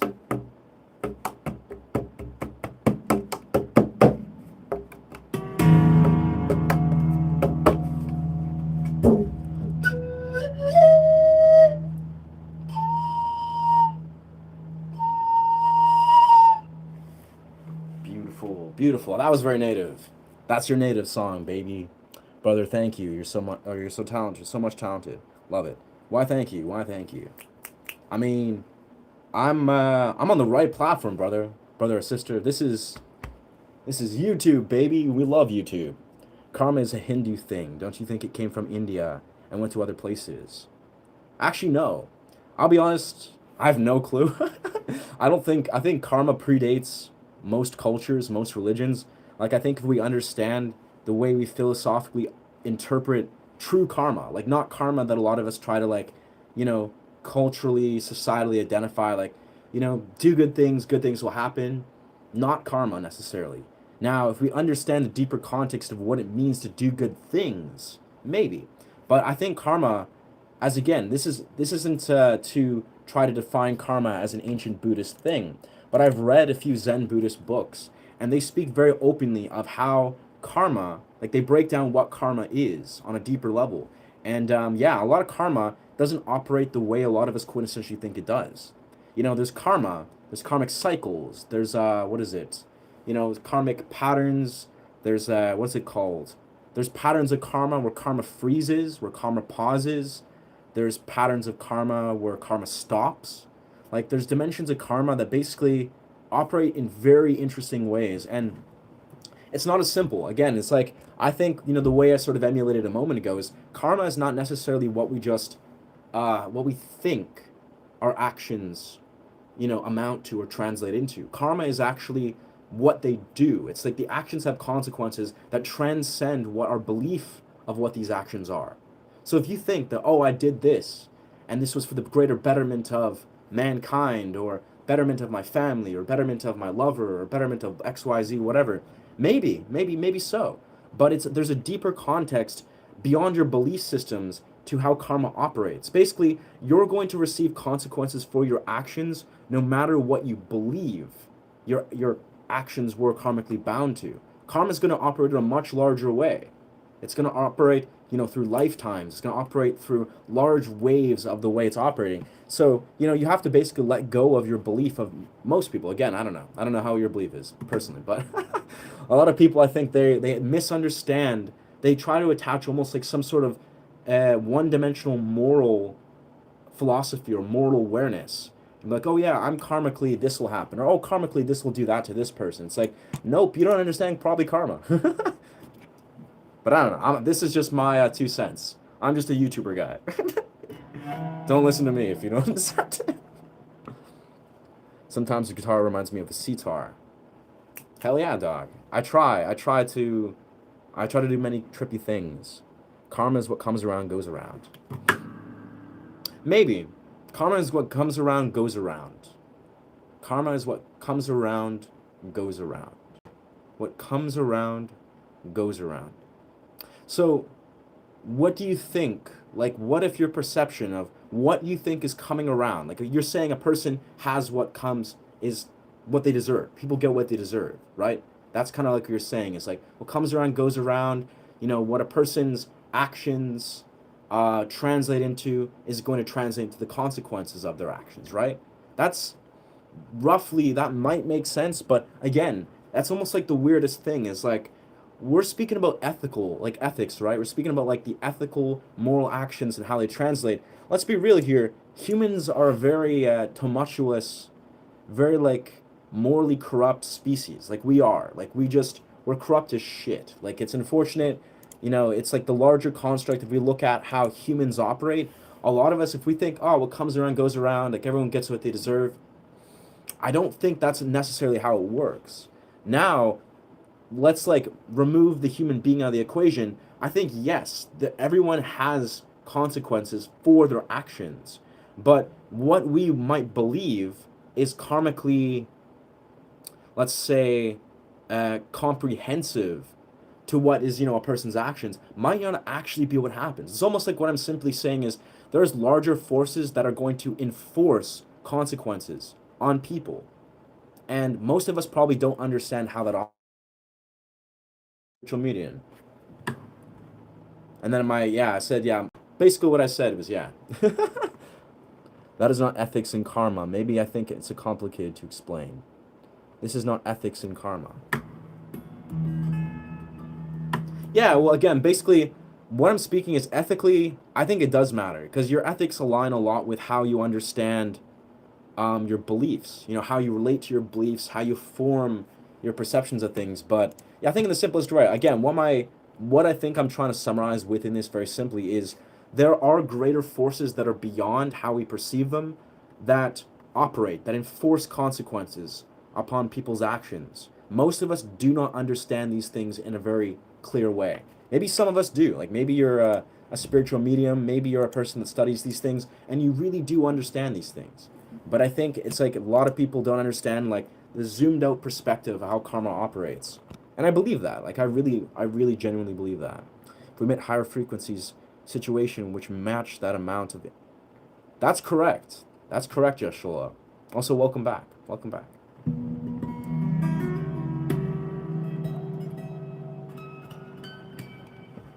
I really believe that's correct. Like in the simplest right, we are often like we're responding to how we're experiencing things on a vibrational level. So yeah, I think like if we're gonna look at the larger entities or forces at play, we can define these as whatever we want. You can call this. There we go. No, let's do this. Give it a little that. I don't know.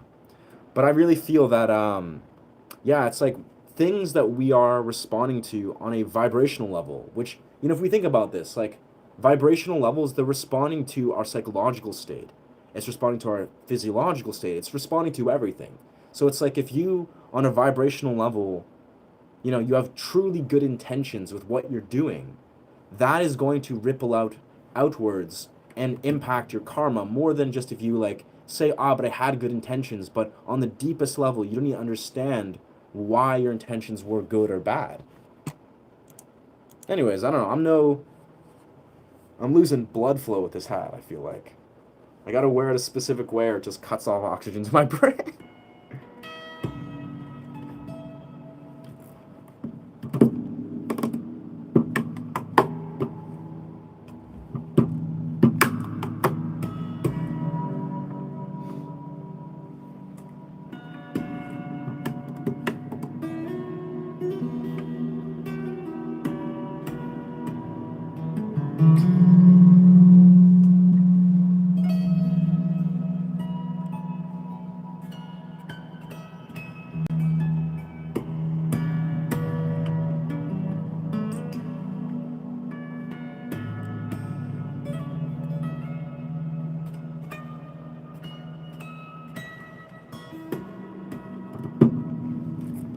Very nice.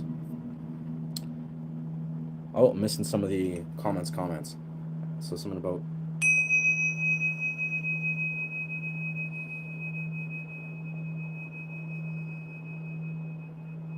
Very nice. If we emit high frequencies in our situations, there's an irony in the karmic situation. Yeah. It's like an arrogant person gets humbled one day because of karma. Sure. Look, bro, I say one thing, whatever we do in life has to be good, at least because our parents have cared for us. Huh. Nice.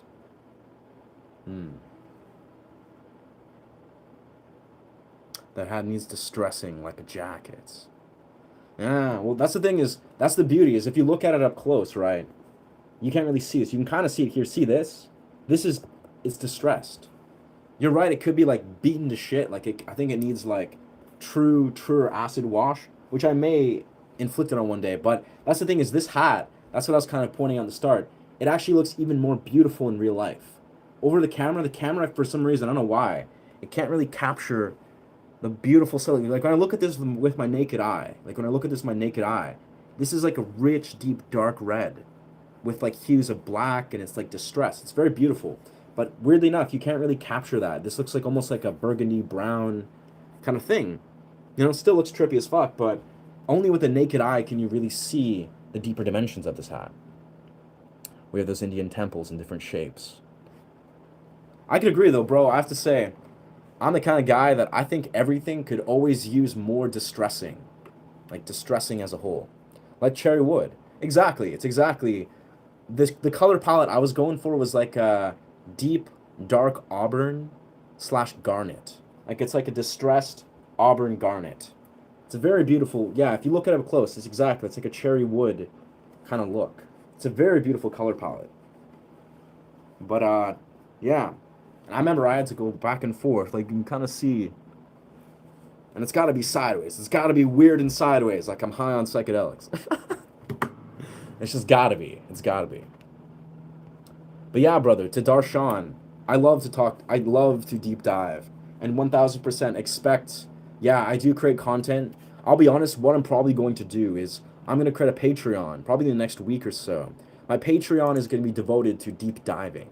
You know, philosophical deep dives, psychedelic deep dives, because a lot of the content that I make may or may not be supported by YouTube's algorithm. Like, I mean, maybe, I don't know, maybe I'll talk about, you know, dopamine mechanics and psychological, metaphysical anomalies. Hell yeah, brother. But I think if I'm talking about like deep realms of psychedelia and quantum and altered states, these things may be best on Patreon, where there's no filters, there's no dimension of yeah, trying to filter what I'm saying. Have you experienced using something called the Tonal amp? Brother, yes, Joshua, this is the Tonal amp, brother. It's right here. I love that. I love that you made that connection though. Like that you recommend it. Yeah, bro, I recommend that all day long. That's what I'm using right now. I'm on the plate setting. This is actually Tonal amp version 1.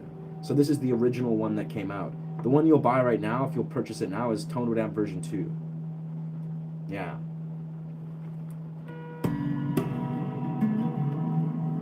But just master this a little bit.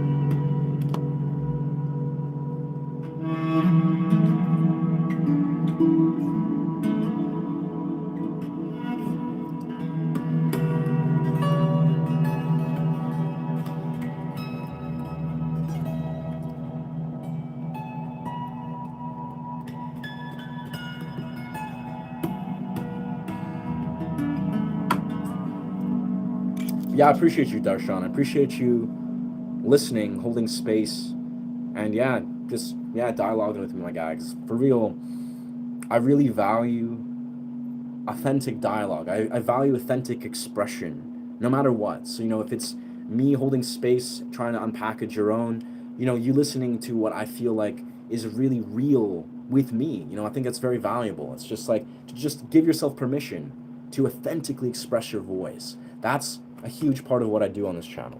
Yeah. Be it if it's with music, you know, be it if it's with nonverbal expressions, right? That's kind of the underlying core of this. Yeah. So the guitar we're talking about. To soften it, like the guitar. Oh, you're talking about distressing the guitar. I think I crossed wires there, but yeah. That's the crazy thing. You'll see. In a week from now, I'm getting a guitar, an Ibanez Red Eclipse Burst guitar. And innately, it actually matches this hat. It matches this, like the real world color. It has actually hues of like a vibrant, deep garnet red. It's like bursting. It looks like actually like a red galaxy. But yeah, beautiful guitar, matches this hat very nicely. And the style, the actual style of it, let's actually flip this. Let us do some kind of thing. And kind of, nope, no, let's, yeah, there we go. Something like that. I don't know. It's an experiment, and it's an experimental realm. Sure. But the idea is that, yeah, the hat matches the guitar, the new guitar. But the idea is that the hat, or sorry, the guitar, is actually, I ordered it, right? It's the red eclipse burst guitar. And we have a blood moon eclipse today, which I didn't even realize. The guitars actually got shipped out today. So innately, I purchased a red eclipse guitar, you know, a red eclipse burst guitar, as the blood moon eclipse happened. I didn't do that consciously, actually. I had no idea that it was a blood eclipse, but I've been looking into this guitar for months now. And then suddenly, I have myself a blood eclipse, a red eclipse guitar. So that's pretty tight. It's the amp I've been dreaming of playing. Yo, that is beautiful, bro. You should 1000% get it. I'm excited for you, Joshola. Like, genuinely, bro. This is the Tonal amp. I swear. I advertise this. I promote it. I mean, you know, I'm not affiliated, but I advertise and promote this non-stop. Like, I tell everyone. I was like, where is that sound? How's that reverb coming through?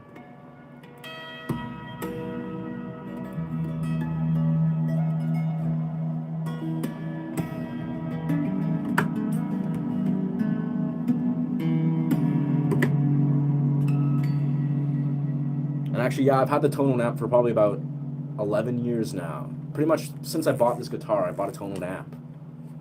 Gotta kind of do some thinger with that. Yeah. Hats.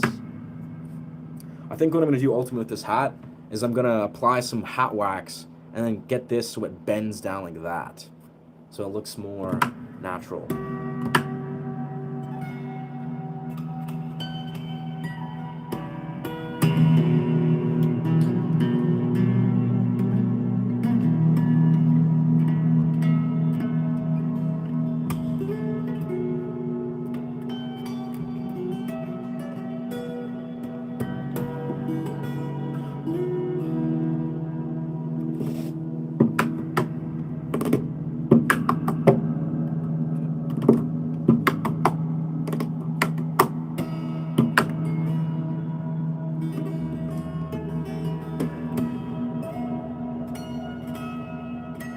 Beautiful sound, beautiful sound. I never get tired of the Tonal amp. It's just such a gem.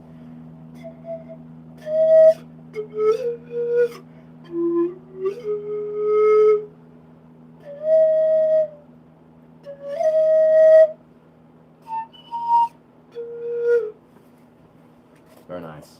It's crazy though, actually, this bandana sits a little bit better, weirdly enough, because the material of this bandana is like a silk. It's like a silky bandana, so this is like very effective the way it sits. That's very comfortable, very comfortable. Slash with matcha. Hey, thanks, bro. That's the kind of look I was going for when I designed this hat. I was like, just give me some garnet, deep auburn, 80s rock star kind of hat. It'll make more sense when I get into my new guitar. It'll make like a lot of sense. Yeah. Why, thank you. You look very mysterious. Bro, you guys will see. I'm actually buying red gold circle shades. Red gold circle shades. So this whole set, I'll be red gold circle shades, and I'm buying like a bandana that's like dark red, and it's like super dope. I don't even know how to describe it. I've got a very unorthodox taste in clothing. But it all seems to flow so very well.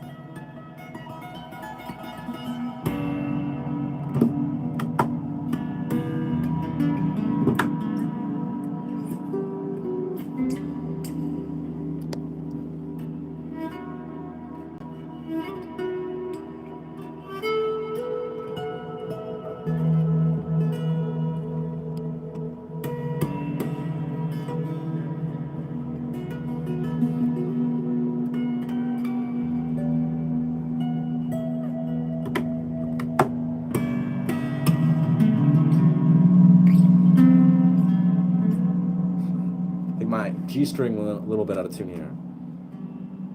Thank you, brother. I feel mysterious. I feel like I'm on a psychedelic acid trip right now.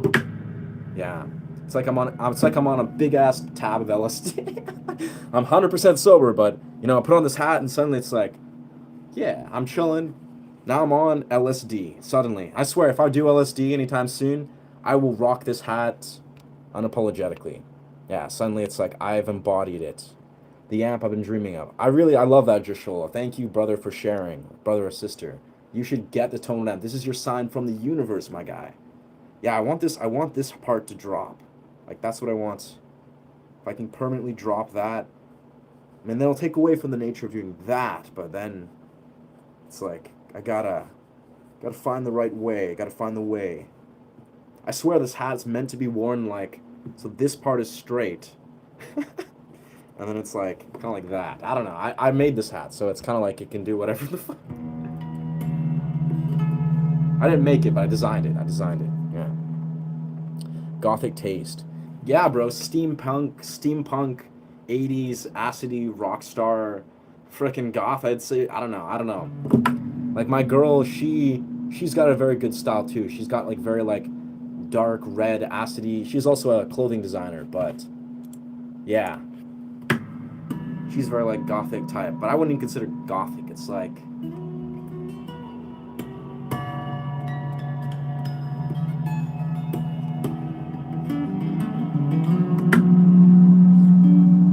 man, my bass is just going nuts. It's just going nuts here. Yeah, she is awesome. Yes, sir. She's got a very similar taste in music, in clothing, lots of crazy stuff. She's fun. Let's do Ottawa, bro. I was thinking 10 years ago, 2018, I was first imitating Sung Ha Young Love Story. Nice. Yeah, bro, I don't even remember the first time I saw this. I have to say, like, the tonal amp, I think I came across it, yeah, probably like a year after I bought this guitar. I bought the tonal amp. And then basically, I realized that, what is it? Alexander Misko and Mike Dawes, they were like affiliates. Like, you know, they were doing advertisements for the tonal amp. And I was like, oh, word. They make it sound great. Like, I was like, damn, they're really like endorsing this beautiful product. And I was honestly really on board anyways. But then fast forward 10, 11 years, my entire style of playing has been formed from the tonal amp. Like, you know, the way that I focus gentle harmonics, it's like that's because of the tonal amp. The way I infuse like gentle but progressive. Whoa. Yeah, double-handed tapping and like slap harmonics. That's all because of the tonal amp. I've genuinely just forged my style off of it. It looks old school. Yeah, dog. Well, that's the thing is, this hat, that was kind of my intention. Is I wanted to make myself look like I'm from the frickin', you know, 1900s. Like, I was like, I want like a modern take on a dude from the 1900s. Because, you know, let's be real here. Those were the days, you know, when men were like gentlemen. We were gentlemen, super distinguished, like Sigmund Freud days, where we had, you know, men wore suits and hats and, you know, monocles and shit. But of course, we're in 2026, so I thought, why not bring some distinguished, you know, old school energy? That was kind of the idea. Distinguished old school energy. Yeah. How do I handle stress?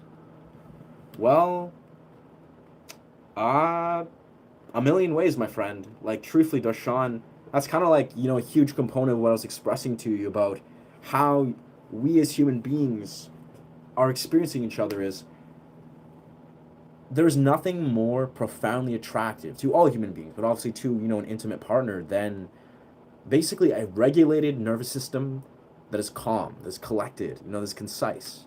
So if you're displaying that attracts, you know, women, but obviously all human beings like freaking like magnets. Magnets. But yeah, so basically, bro, how I handle stress personally, cold plunges, strength training, movement training, handstand calisthenic training, qigong, meditative practice, philosophical literature, guitar, writing music, expressive music writing, lots of sex. Like, let's be real here. But also on the adverse flip of that, having a conscious, disciplined relationship with sex. Like, that's you see the parallel is like, Because I'm a man that practices semen retention. You may or may not be familiar. And we won't go down that rabbit hole for now, but the weird thing is, sexual energy is a paradox. The more you have discipline and self-awareness with it, the better you are at controlling it and then actually regulating this and channeling it into, your partner. It's basically like if you have self-awareness, discipline, willpower, all these core things that are basically pivotal elements of being a man, and you apply that to every element of your life, discipline yourself simply, then your stress naturally abolishes. It disappears. If you're just living your truth, training hard, you're attracting love, you're experiencing love, you're playing your heart out, you're just being your most authentic self as a man, stress just kind of just it disappears. And again, it's not easy. Like, I'll be honest, as a young teenager, I was a very frustrated dude. Like, I was very, like, intense. I had, like, frustration, and I was a very intense motherfucker. But, as a full-grown adult, now I'm just, like, most of the time, like, 90% of the time, I'm very calm. I'm very collected. I'm very, like, concise with what I do, and I feel very, like, calm and happy because of that. And I think having regulated stress is a product of your lifestyle. Like, you have to make conscious decisions, intelligent conscious decisions that are translating into stress management, if you will. Yeah. It's a lot, dog. It's a lot. Summertime, you have long hair. How you keep it? I just tie it up, dog. Yeah, I tie it up.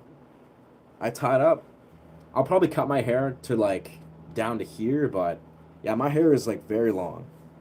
It's very long. But that being said, this is probably part of the key is I might just rock hats all the time. I'll rock hats unless I'm on the beach or whatever.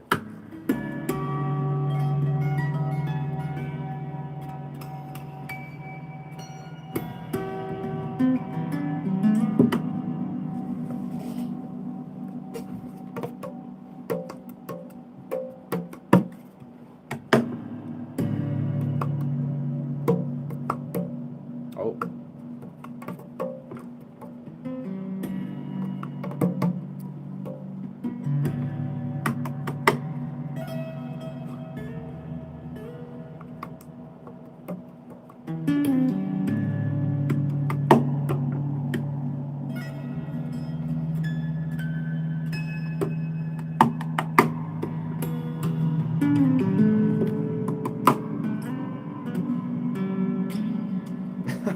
This rhythmic part, this little mini drum, just throws me so much. How does one hat look with loose long hair? It looks fucking awesome, I'll be honest. Like it's that's the thing, is that's what's so dope about this hat is like the one thing is it's a little bit, you can see it like presses on my head, so it's good to have a bandana. Well, the idea is with this, it looks good. If I like let it down a little bit, like let it kind of just like do its thing, like this, then it's like, it's chilling, it's controlled. It's like I have hair, but then the hat is like, it's like complementary to it, right? Then if I just like let down the whole mane, which I don't recommend half time because it's like gets in the way, but then it's just like, and suddenly I have lots of hair everywhere, and it kind of just looks like I'm like suddenly I'm like a 70s rocker, right? It's like I'm suddenly just like, bang. Which I actually prefer. I like the hair just kind of flowing, doing its thing, but then it gets everywhere, where it's like if I'm trying to like, do stuff, hair's in my face.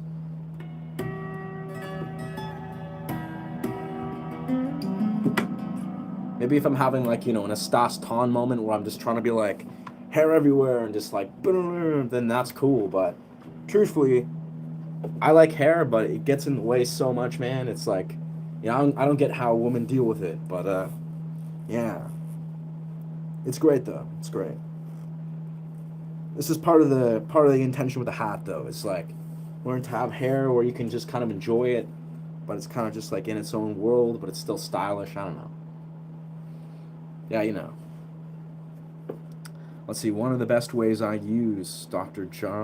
Rogan Color TH technique. Tapping technique. Like I think tapping, like Qigong uses tapping a lot as well. Yeah. There we are. Nice and controlled. Head out to a rock band. Yeah, bro. I look like my fullest rocker self when I'm like, that's the thing is when I have my electric guitar, I usually just wear my hair down. Like I'm sitting there just like just doing crazy squeals and stuff with my hair just flowing. And it works.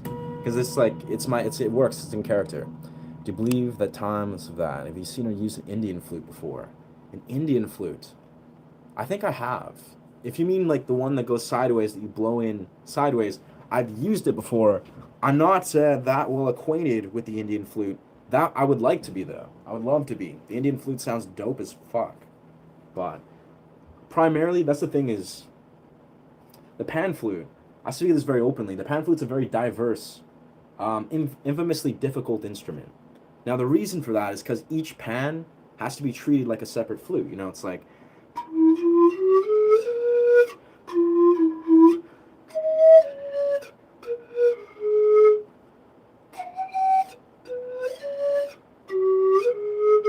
but the idea too is the pan flute, has a unique quality where you bend into keys. So you can basically like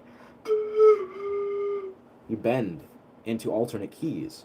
So it's basically like the pan flute, it's very diverse, more than most wind instruments. Most wind instruments, it's kind of like locked in, right? It's very locked in.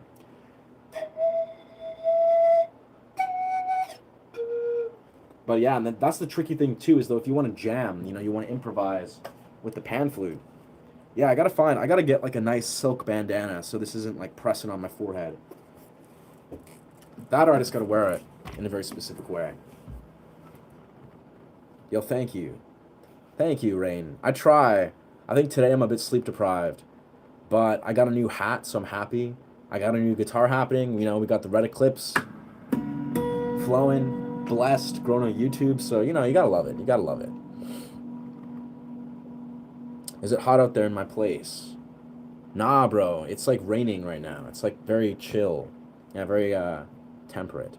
Have you seen these? So yeah, the Indian flutes. Yeah, that's great. Yeah, Indian flutes are beautiful. Like, I'll be honest, I'm very attracted to all flutes. I think all wind instruments are just extraordinary. One of the best ways that I use Dr. Roger.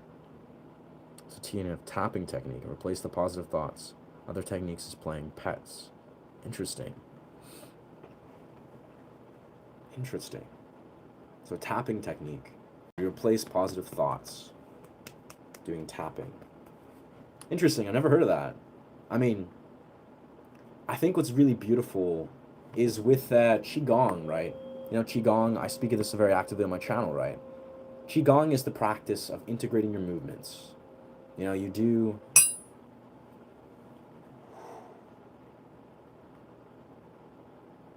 very fluid integrated movements as you breathe, just like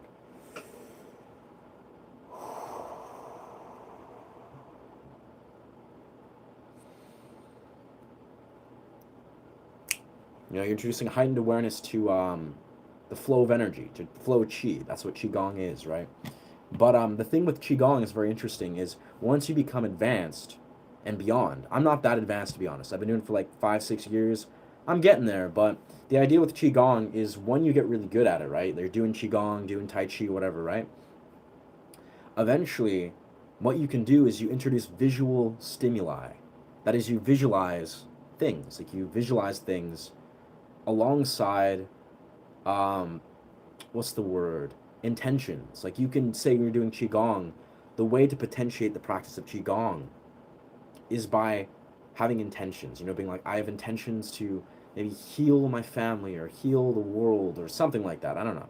It's like you imbue powerful intentions and visual stimuli, and you pair that with Qigong. That's apparently how the practice progresses.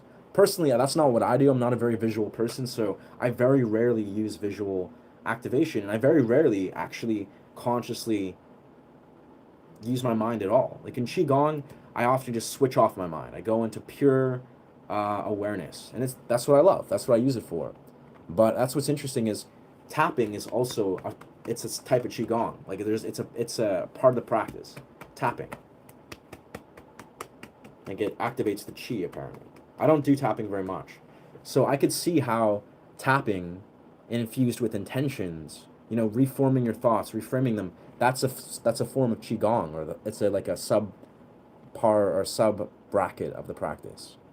When we match our vibration with nature, or we go into the pace of the universe, everything heals. Yeah. I mean, yeah, I'm a massive advocate of nature. If you guys have been familiar with these streams for some time now, I often, every once in a while, usually when it's a nice day, so in summer I'm going to go all the time, is I go into nature, because I live 5 minutes from a beautiful forest. A lot of beautiful forests, actually. And the idea is that, yeah, when I sit in nature, like I do these streams in nature, I'm trying to basically just invite people unconsciously, like, hey, like, this is nature, this exists, let's just go and experience, the beautiful healing potential of this. Just feel it, see it, just kind of recognize that this is there and this is important. I've seen a sitar that looks like a guitar, and the craziest invention out there. I've heard of sitars. Sitars kind of sound cool. Like, I'll be honest, I don't find myself that attracted to sitars. That being said, there's a few variants of sitars that I am very drawn to. Like, they're, what are they called? They look sort of like sitars, but they have like a drum sort of look, like a big thing on them. But they're not like classic sitar things. They're more like 4 strings that have like, it's almost like a advanced kind of Indian lute. That's something that I could see myself get into. So I'd like to share a concept the ancient masters uses. It's a pendulum concept. Let's try not to capture this good moment, the happiness moment. Try to escape the bad or worse situations. So it's like a pendulum concept. We must not try to capture the good moment, happiest moment, nor try to escape the bad or the worst situations. Absolutely, Joshua. I deeply believe in that, actually. That's very similar to a Japanese Zen tale that I love referring to. It's like what is it? Like, it's like in a Japanese village, like a farmer, he's sitting there, and I guess some good news come across the village about like his son or something. Like, wow, like, it's so beautiful, it's so fortunate. I forget the exact thing, I'm paraphrasing all this, but it's like, they said something like, yeah, that's so fortunate, like, that's beautiful. And then, like, the one guy goes, we'll see. I think that's what he says. Yeah, we'll see, for now. He's like, yeah, we'll see for now. And then they just kind of, like, shrug it off. Then some crazy tragedy happens in the village. And I was like, oh no, this tragedy has struck. Like, what do you think? And then he goes, we'll see. We'll see for now. I was like, we'll see. And then they'll ask him, like, and all these things different happen. And the one Japanese farmer, he basically is objective about the entire thing. It's like, because he's aware that everything's in a constant state of change, right? So it's like, if something extraordinary, beautiful happens, it's going to change. Eventually, it's going to flow back into turmoil. Like, when something turmoil-like happens, he accepts it. He's like, we'll see. It's gonna change again. And then it's gonna eventually become beautiful. So it's like, yeah, everything's in a state of change. So it's like, if bad things happen, good things are on their way. If good things happen, bad things are on their way. And that's just the nature of the 3D. So it's important to, not try to like heavily emphasize on the one versus the other. It's like, if you're going through incredible things, beautiful, like, be blessed, be grateful for that. But if you're going through difficult things, well, beautiful blessings are on their way. And this is just the nature of the universe. Like, you can't, try to get too fixated on one versus the other, because we are dualistic beings. We're in the 3D, right? This is the nature of everything. It's going to go through these ebbs and flows. Yeah.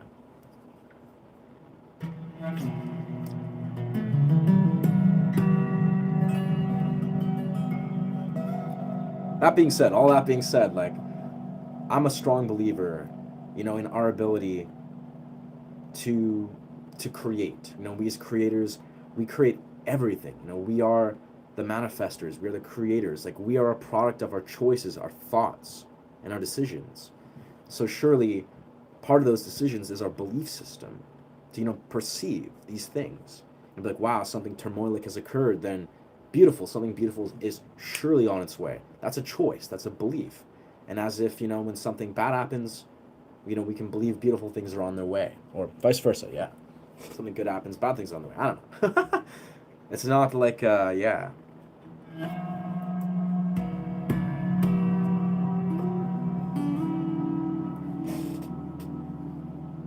There's just so much our perceptions and beliefs can really allow us to experience.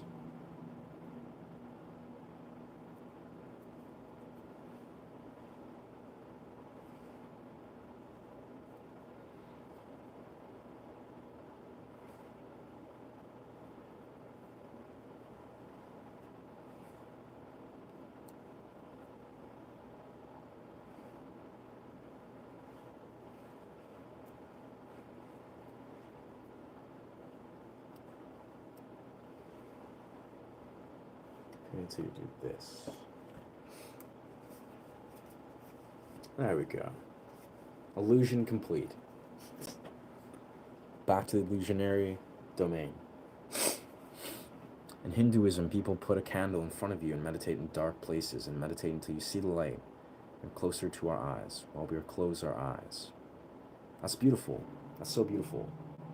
I think that, there we are, that's clear, that's clear. That's what we want to see. I think that is a beautiful example of, what do they call it? Fire, sacred fire, or connecting with the sacred fire. It's like fire meditation, connecting with the element of fire. And, I really feel like that's the core thing, is a lot of our suffering, right? A lot of our turmoil can be really put in perspective, if not remedied, by returning to the elements. This is the thing I really powerfully believe in. When I was doing cold plunges every day for 40 days, now I haven't done cold plunges, unfortunately, the last 2 days, which feels like a lot, because I basically was getting allergies, and I think it might have been connected to some sort of toxin in the water, unfortunately. But the idea is, the more we connect to the elements, the elements of water, the elements of fire, the elements of the wind, the elements of the earth, the elements of light, and I guess light's not technically one, but it's, yeah, there's just all the elements, right? We can learn so much powerful truth. Like, we can connect with the primal essence of the earth, of the world. There's so many ways, like, it's like connecting through the air. It's just like,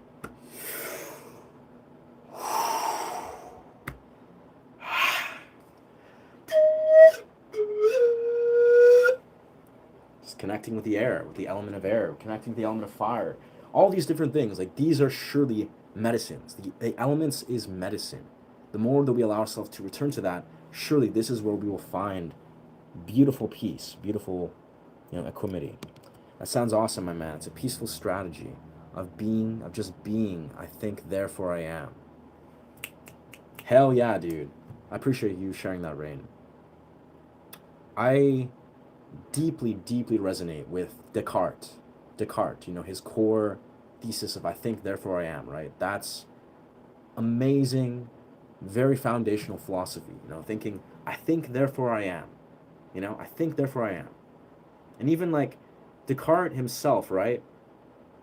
Descartes, he spoke very openly of like, Descartes came to the core realization in his life. He was a philosopher who spent all his days sitting in a bed, right? He philosophized all day.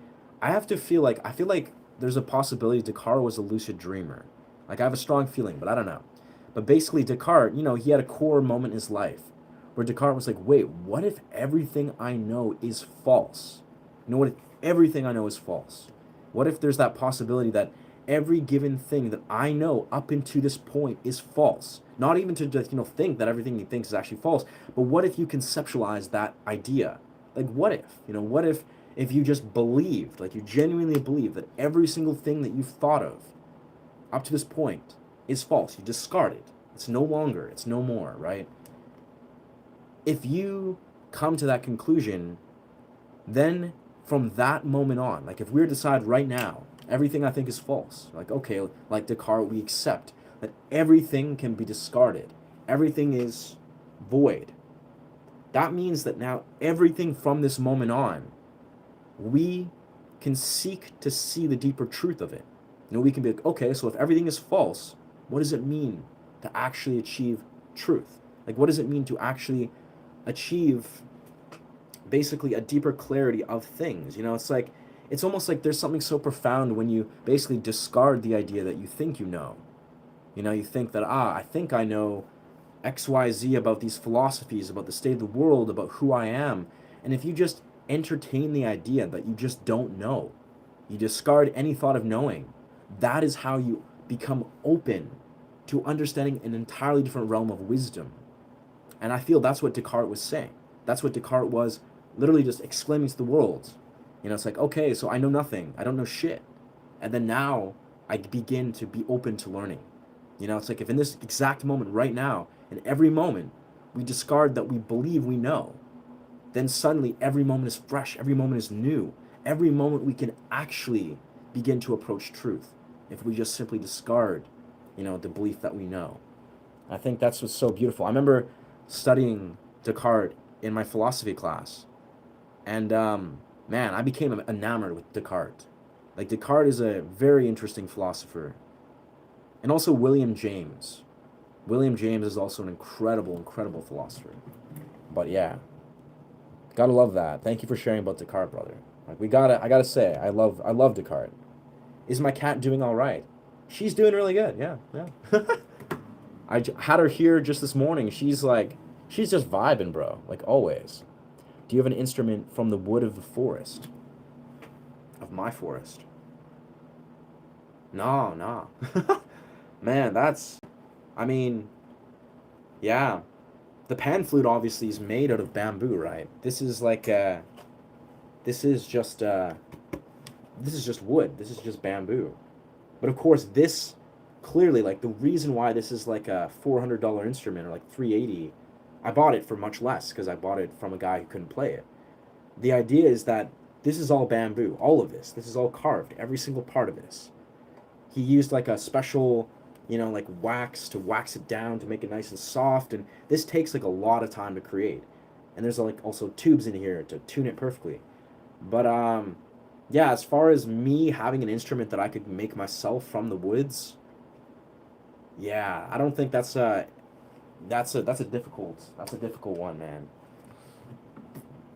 I've thought about this in the future. I thought about this myself. Is maybe in the future, like when I'm like 50 years old, I'll start to craft instruments. Like I think this will happen is when I'm about 50, maybe who knows when this will happen. In another chapter of my life, I think I'm gonna start to make guitars, flutes, pan flutes, definitely pan flutes. So one day maybe I'll make, instruments from the forest around me. But at this point, that's in the future. Yeah. Think therefore I am is a good concept introduced by, yes, Rene Descartes, yes. And a Western guy. There's a guy who deep dives in the human mind, popularity known as the Buddha. Of course. Yeah. Yeah, I've actually never really thought about that, like the connection between, the Buddha and Rene Descartes. But this is the thing, brother, is I've been studying, like reading about it, lucid dreaming, right? And from what I sort of gather, Rene Descartes, because he spent all his time in a bed, right? Rene Descartes was a guy that spent massive amount of times literally in his bed. Like, it was kind of like a strange thing he did. I believe he was a lucid dreamer. I have a feeling that he perfected the art of sitting in a visionary state inside of his bed to philosophize. And then he just pulled those threads for most of his life. Like, that's what Rene Descartes did. It makes perfect sense because the Buddha was also a lucid dreamer. This is like very commonly known, like in the lucid dreaming book, is the ancient Tibetan Buddhists and the Buddha himself were avid lucid dreamers. They would enter visionary states in their dreams, in the waking world, because once you become adept at lucid dreaming, at least I haven't done this obviously, but this is what I've read about, you actually can easily access visionary states in the waking world. You can just be like, sit in meditation, sit in a meditative trance, and you can enter lucid dream like visions. But yeah, so I have a feeling that Rene Descartes was likely a lucid dreamer, and then the Buddha was, of course, one of the most infamous lucid dreamers. They probably deeply inspired each other, or definitely like influenced each other some way.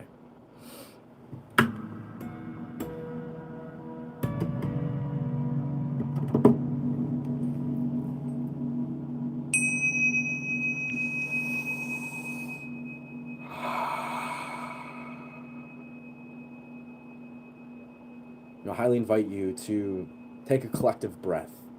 And if you find yourself breathing in through your nose, your mouth, whatever feels natural,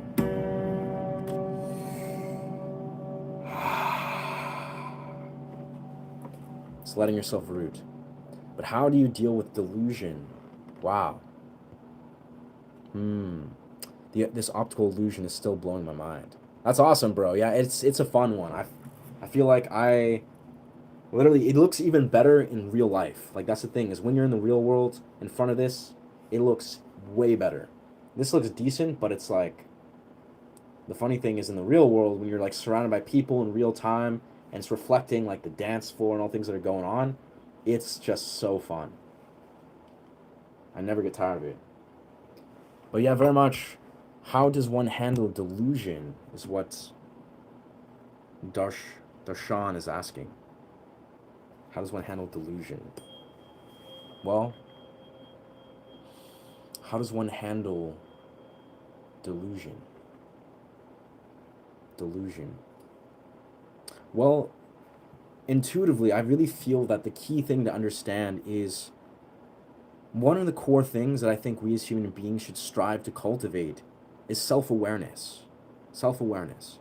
You know, the ability to objectively step outside of ourself and navigate like a narrative that sees through the illusions and the delusions of the human experience. And I think the way that we successfully do that is by addressing the core illusions and delusions that we are experiencing in this world, right? And I think it's not very difficult to actually address that, right? Where is the core delusions that a lot of us are collectively experiencing? Now, there's many of them, but I think in modern 2026, a lot of us are suffering from the core delusion of, well, basically things like our phone, social media. That is escapism. So basically, you know, if you are suffering from the core delusion of escapism, like incandescent, your mind is trying so incandescently to just escape from the present moment, escape from the lessons, the wisdom that your intuition and your emotional experience is trying to tell you, then all that literally requires is you to address that, to acknowledge that, introduce awareness, to be like, you know what, maybe I don't desire to reinforce this delusion or illusion that I need to run away from the present moment, that I need to pick up my phone and scroll through this phone, that I need to unconsciously program my subconscious through social media, that I need XYZ. It's like the core delusion, like I think this is like a Buddhist precept. The core delusion is that we are not complete exactly as we are. You know, that we are not okay just being exactly as we are. Like, that's a weird core delusion that a lot of us suffer from. We're in this like weird state where we think that what we seek is outside of ourself. You know, we think that happiness is on the other side of, you know, XYZ, or we think that we can fix or find some sort of fix to this internal feeling of not being at peace with just being. So I think what I'm simply saying, if I were to summarize it, is a way to maybe understand how to approach or address your core delusion is if you can figure out how to be at peace with just being, and knowing that you are allowed to, it's okay, and you're allowed to just be. Like, give yourself permission to be like, this is okay. Like, even right now, right? Right now, for me, for you, if I just sit here and just do nothing, right?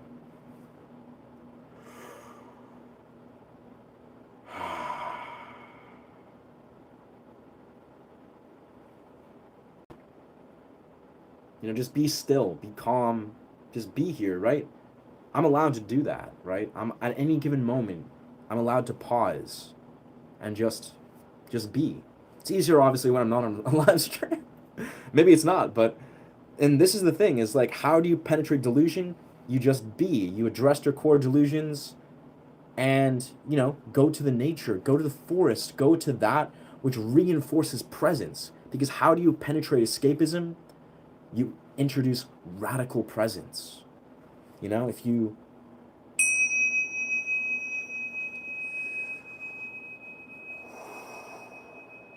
just let yourself be present, right?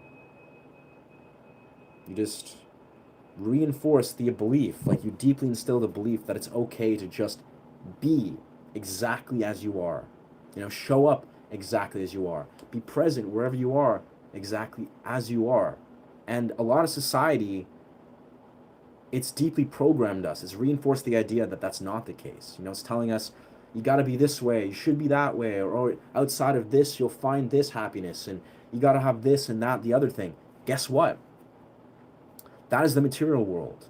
That's the material world trying to reinforce to you it's real. And this is where it all kind of tightly weaves in a beautiful little ribbon, is the practice of lucid dreaming. You know, the ancient practice that Descartes practiced, that Buddha practiced.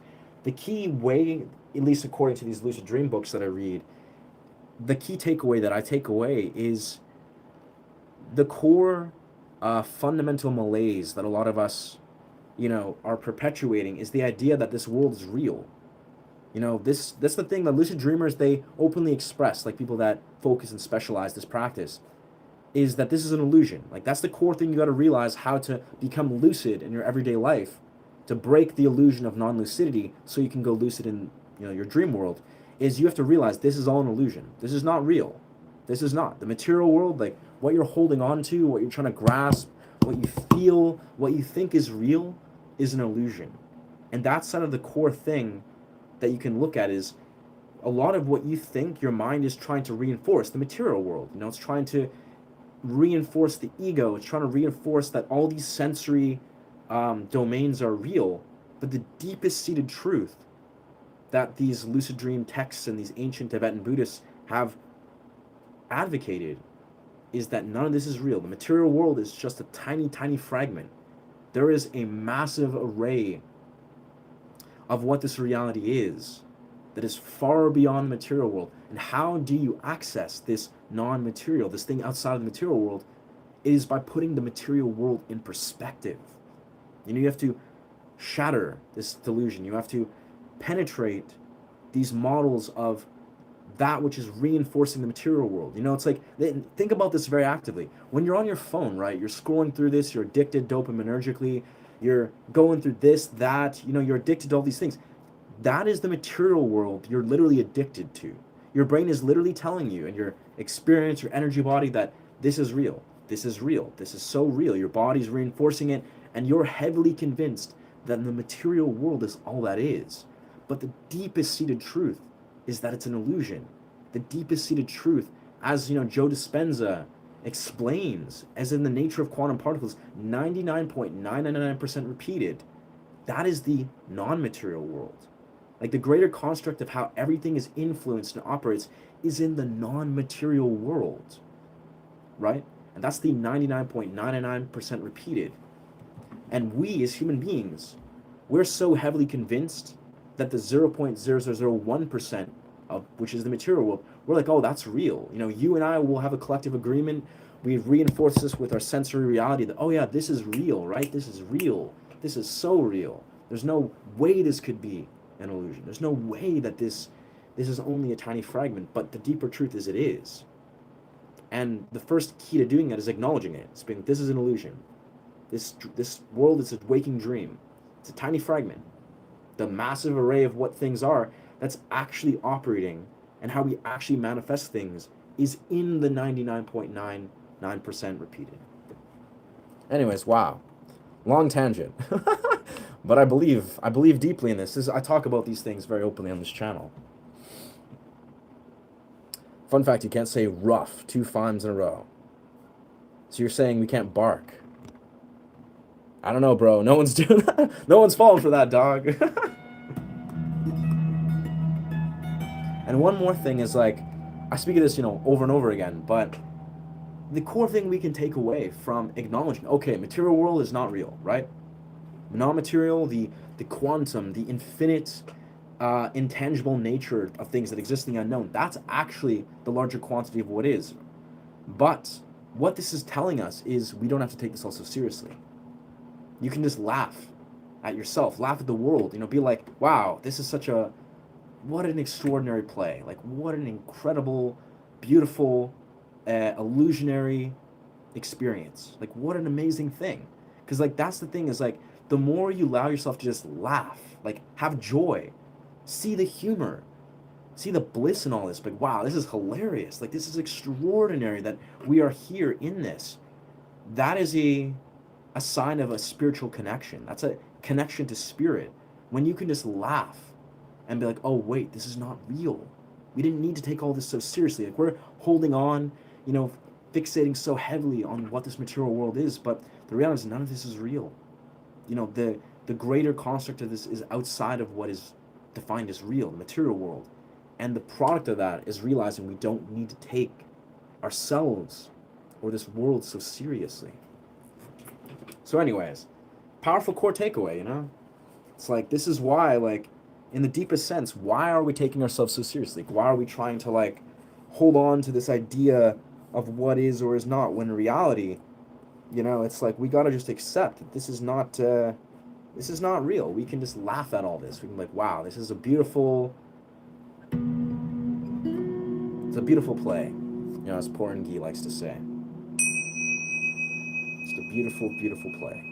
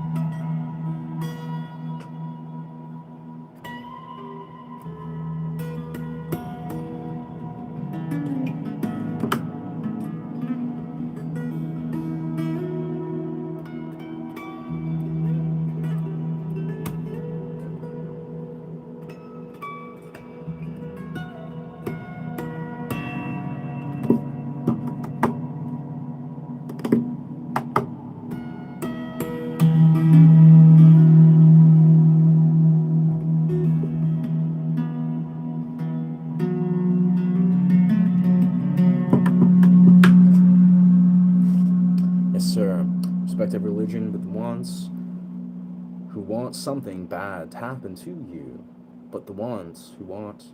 I think I know what you're saying, but not really. I hope people don't see the Israel-Iran war. So... That's the thing I could talk about endlessly, not the actualities of this, but if we want to talk about the philosophical nature of war, we could go off in tangents forever, but this is a channel about music. It's about music. I love metaphysical philosophy, metaphysical truths. It's a channel about healthy energy, healing, music, etc. I don't know if we want to go off on those political tangents. And yeah, I actually... What's going on here? Disconnect. But yeah, honestly, this is a channel about music. Political, religious beliefs. We're gonna let other streams... other streams talk about those things. An old idea I used to agree with is that most crimes all tie back to theft. I don't know. Crimes tie back to theft. Most crimes tie back to theft. Most crimes tie back to theft. Yeah, but if we look deeper into that, brother, like, most criminals tie back to basically societal shame, societal, like, dysregulation. Basically, it's times to societal trauma that is being dishonored and shamed. Like, why people become criminals. Now, there's a million reasons. Again, I don't know. Like, I'm not a criminal, never been a criminal, truthfully, but, some people choose crime, or let's say even, I don't know if they choose it, but I think there's a much deeper problem of why people become criminals. And theft, maybe, yeah, theft is a product of people... I don't know, having to I don't know, try to make difficult decisions based on being dysregulated, based on being traumatized. Like, there's a lot, but I think it's sadly enough, like, I don't know if you guys are familiar with Gabor Mate, right? He's a beautiful, incredible human being who speaks openly about trauma. You know, Gabor Mate openly speaks about trauma. And why I like Gabor Mate, he's actually from Vancouver, which is, you know, the city that's adjacent to where I'm from. I'm in Coquitlam. And Gabor Mate, he goes down to the downtown east side, which if you may or may not be familiar with, British Columbia has an extraordinary drug problem.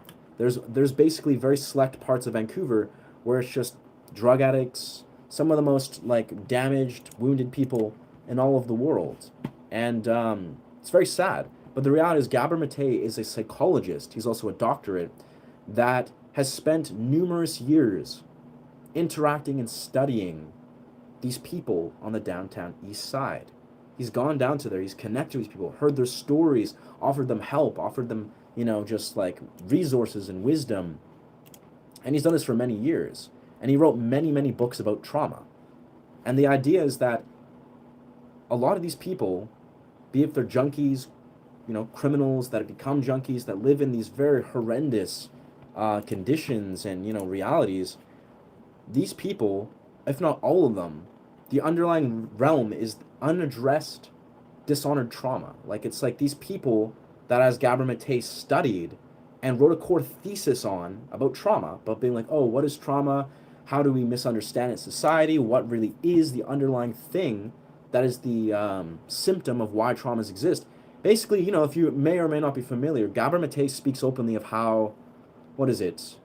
We as a society think that trauma is the byproduct of something. It's the, or no, being addicted. So being an addict, so operating out of addictive patterns. It's a cry out to try to address a symptom. You know, it's basically, there's like a core wound of who a person is that's trying to treat this with, you know, a substance. And these are people that are going through like very nefarious, very broken psychological things that eventually, you know, translate into maybe them becoming criminals or etc., etc. Very likely. But it's like, this is synonymous with people that have a really harrowing past, that have been shamed, have been like oppressed. Maybe some of them, you know, they're just like, they have mental health issues. I don't know. I'm not an expert. I'm not going to pretend to be an expert to understand, you know, a lot of what takes people down these roads. But long story short, what I'm saying is, I think if we understand how Gabor Mate looks at what the root of what most addictions are, you know, it's like, why are people addicted to compounds? They're not addicted to the compound. Maybe they are, maybe they aren't. I mean, the deeper thing is they're addicted to the shame that is translated from the wound that they've never addressed. You know, the wound that they have never surfaced.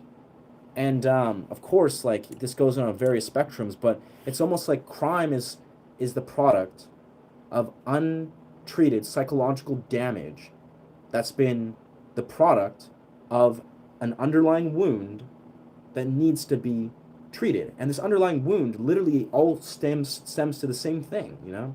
It's a human being having a need that doesn't get met.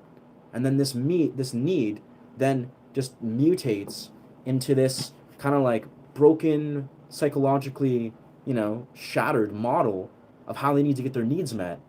So then they become addicted to something to get their needs met.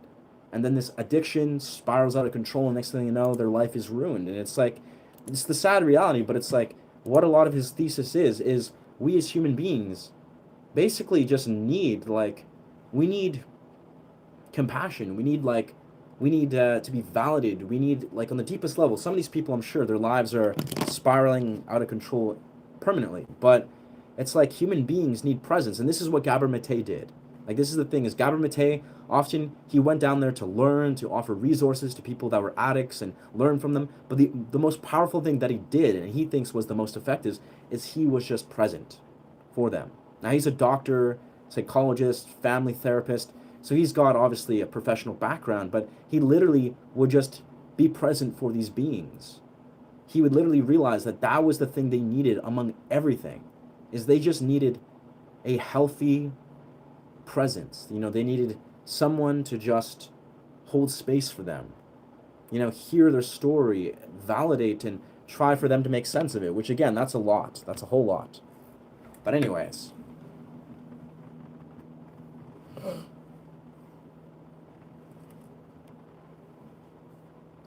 Commit petty theft and steal a physical object, take one's time, and even commit murder, which is stealing a person's life. You know what I mean? It all ties back to the same idea. You know, an old idea is this is theft. Yeah. Yeah. Crime is related to theft. Yeah, I don't know. I mean, yeah, I'm not disagreeing in general. I'm not in disagreement where I think unfortunately we're in a pretty wild society. You know, these aren't things we often have to think about because, you know, I think you and I, most of us, were pretty blessed, right? We're pretty fortunate. We don't have to live in the like lowest realms of poverty and yeah, just all these kind of like crazy places. But society has created a lot of systems where we feel scarce. You know, we feel like part of us, for whatever reason, has to like operate out of a scarcity-based mindset. And of course it hits extremes all the time, and, you know, people engage in criminal activity, and it's a really dark place. I don't know. It's a slippery slope, I'm sure. I can't pretend to really understand these things intimately because, again, I'm a external person looking in, just reflecting on these things. But whatever, if it's helping humanity against evil, I'm in. Okay. Respect of religions and people, the free religion cause division. Lots of, yeah. I gotta say, I'm an open-minded guy. Like, if we're having these conversations in real life, I'd be like, hey, like, let's talk about it. Politically, you know, religious philosophies and views, I would break these things wide open. Like, I love talking about everything and anything. But I think on this channel, I really want to strictly focusing on, you know, talking about, like, open philosophies, but particularly music, you know, just focusing on the intent of this channel. I want to kind of just consciously stray away from trying to talk too openly about, like, political things and religious things, because, I don't know, that's a deeply woven thing that I think is very important, but I don't think YouTube land is necessarily the place.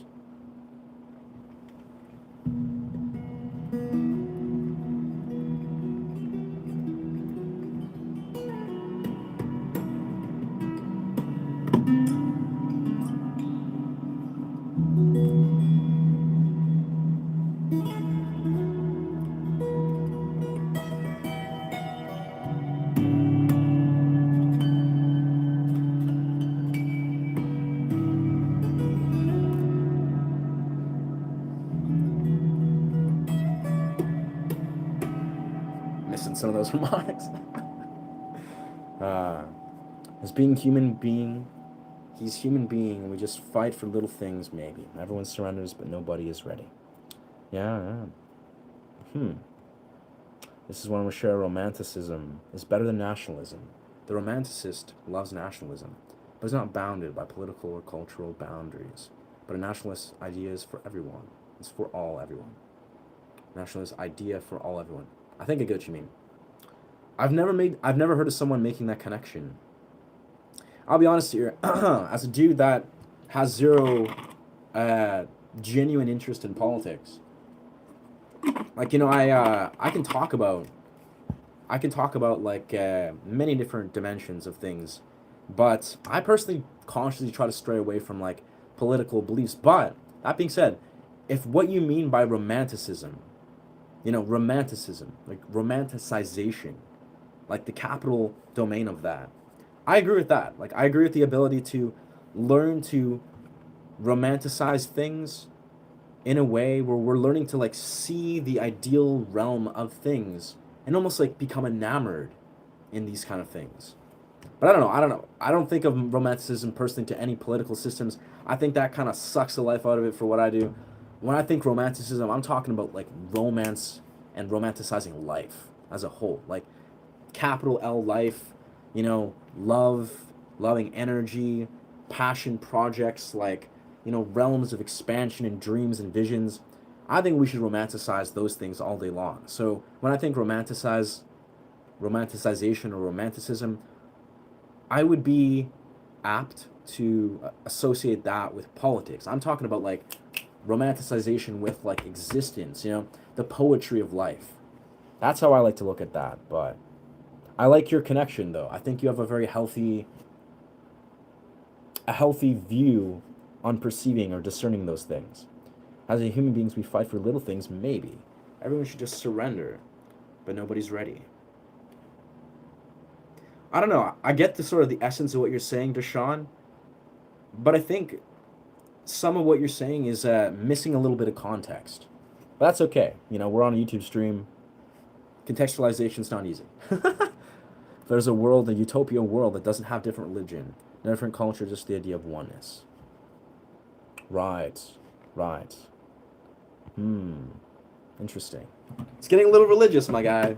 This is getting a little bit like I like what you're speaking of, and I agree to some domain of like world of religion, utopia, this. But honestly, let's pretend that religion doesn't play a major role already. Like let's pretend that as individuals we're not trying to weigh in the almost like the magnitude of what religion is. Because I personally, I don't lose sleep at all. Not giving a single shit about like a lot of the.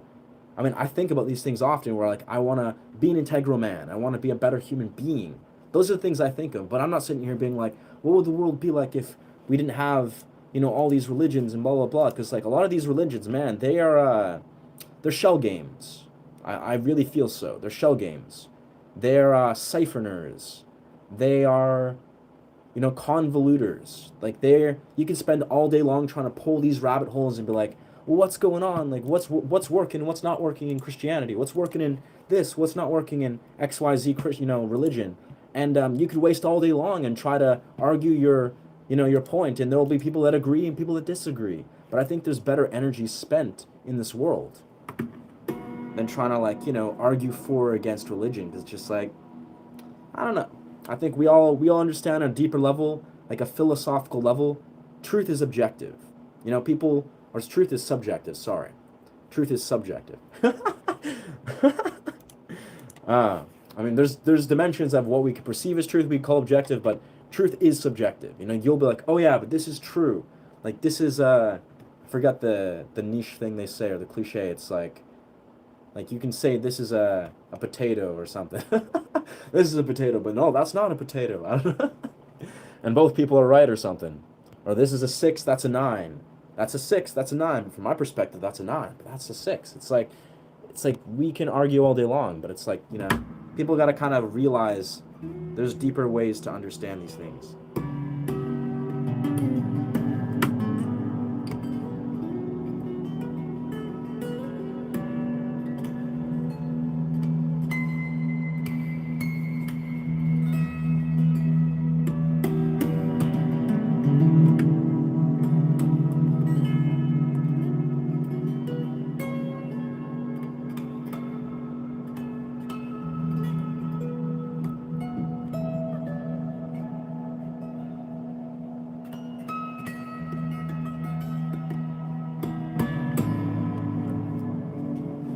Welcome to this live stream, friends.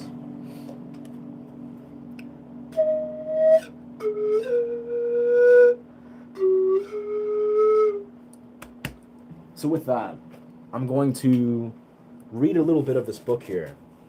A book that I've really come to enjoy. I've read this a couple times, well, parts of it, and I've recently purchased this book again. This is Joe Dispenza's book, Becoming Supernatural. It's being about metaphysical philosophy. I'm just going to do this for fun, then I'll go back to music. So getting beyond our body, our environment, and time isn't easy, but it's worth it because once we disconnect from the three-dimensional reality, we enter a whole other reality called the quantum, the realm of the infinite possibility. Describing this reality is a bit challenging because it's unlike anything we're familiar to within this physical universe. The rules of new Newtonian physics, the way we are thinking and used to thinking the world works, simply doesn't apply. See, the quantum or the unified field is an invisible field of energy and information, or you could say a field of intelligence or consciousness that exists beyond space and time. Nothing physical or material exists there. It's beyond anything that you can perceive with your senses. This unified field of energy and information is what governs all the laws of nature. Scientists have been working to quantify this process so we can more fully understand it, and they're discovering more and more all the time. So based on my knowledge and experience, Joe Dispenza's experience, I believe that there is a self-organizing intelligence that is energy and is observing all of the universes and galaxies into order. Interesting. I don't know about that. Sometimes people will say to me this is a bit unscientific. I mean, I don't know. Yeah. I'll always answer them with the same question. What happens after an explosion? Order or disorder? Their answer is always that disorder results. And then I ask, so why after the Big Bang, which is the biggest explosion ever, has so much order been created? Some intelligence must have been organizing its energy and matter into form and unifying all the forces of nature to create such a masterpiece. That intelligence and that energy is the quantum, or the unified field. Beginning to a very beautiful chapter. Yeah, page 62. Yeah, but these are things, that's the stuff I really speak of very actively in blips. Let's do this. Yeah, let's do that. No, let's do this thing for the sake of comfort. I said you went deep dive. Yes, yes. Like being trapped in a block of ice with no awareness of water or steam. I say we just be happy with what we have in our life and take life in a step by step. I agree with that, my friend. I mean, truly, like, a lot of these things, like, we like to deep dive, we like to philosophically explore all these different sort of perspectives, but the truth of the matter is a lot of these things can be understood in a very simple way. We as humans, we like to intellectualize, we love to like pull all these threads, create these elaborate webs of understanding, but some of the most deep core truths can be understood in very, very simple ways. Being like, also one part of that's being like, how little do we actually know? Understanding that we just don't know. It's just like Descartes' thesis, I think, therefore I am. Like, he was coming to the core conclusion that a lot of these things we just simply got to disregard on the idea of knowing, and then just simply operating from there, letting ourselves truly discover what truth really is from a lens of acknowledging that we just know we cannot simply know. Yeah.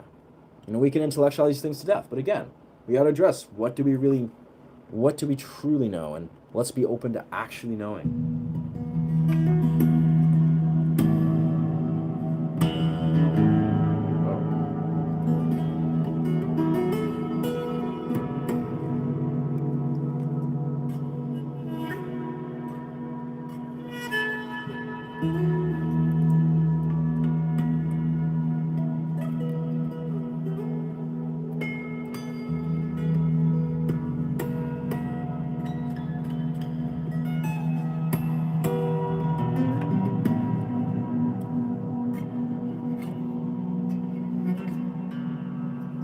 For that little thing there. Can you identify negative or bad energy? That's why I never bring politics in here. Yeah, I like to create boundaries in these streams. Simply the simple boundaries. They're just simple. Trolls will obviously be asked to leave, It's like, I like stand-up comedy, but most trolls I'm gonna expel very quickly. And politics and religion, I invite you to find other streams where they like to speak about religion or politics. If that's a stream that exists, go find that. This is not a stream for that. I agree with free speech. I want people to have free will to express themselves, express their truth. I'm all for that. But I think, religion and politics, it's not the place. Internet as a whole, it's probably not the place. But surely not this stream. Yes, to find inner peace is the real question, not something we can take with us. Yeah. To find inner peace, to find happiness, to find things that are beyond the... So that's the thing is, this is where a lot of what I'm speaking to, simplistically understanding these deeper truths is a thing that we can sort of really identify and resonate with, because the felt experience, that is your body, the somatic experience, your nervous system, it is vastly intelligent. We can talk about these things all day long. And, some days I welcome that. But let's be real here. Some of the most powerful wisdom is in your felt experience. It's in what you feel intuitively. It's in what you know intuitively. If you can intellectualize these things all day long, but I'll be honest, if a lot of people only heavily focus and fixate on intellectualization, like, oh, but blah, blah, blah, blah, blah, all day long, you probably don't actually know these things. You probably don't have a deep knowing, because real people that have a deep layer and knowing, a deep resonance of wisdom, like a deep reservoir of wisdom, I love that word, they're probably not going to try to explain all day long. They're not going to try to intellectualize these things. I mean, maybe they will. Who knows? Maybe they're a philosophical debater, but can you identify negative or bad energy?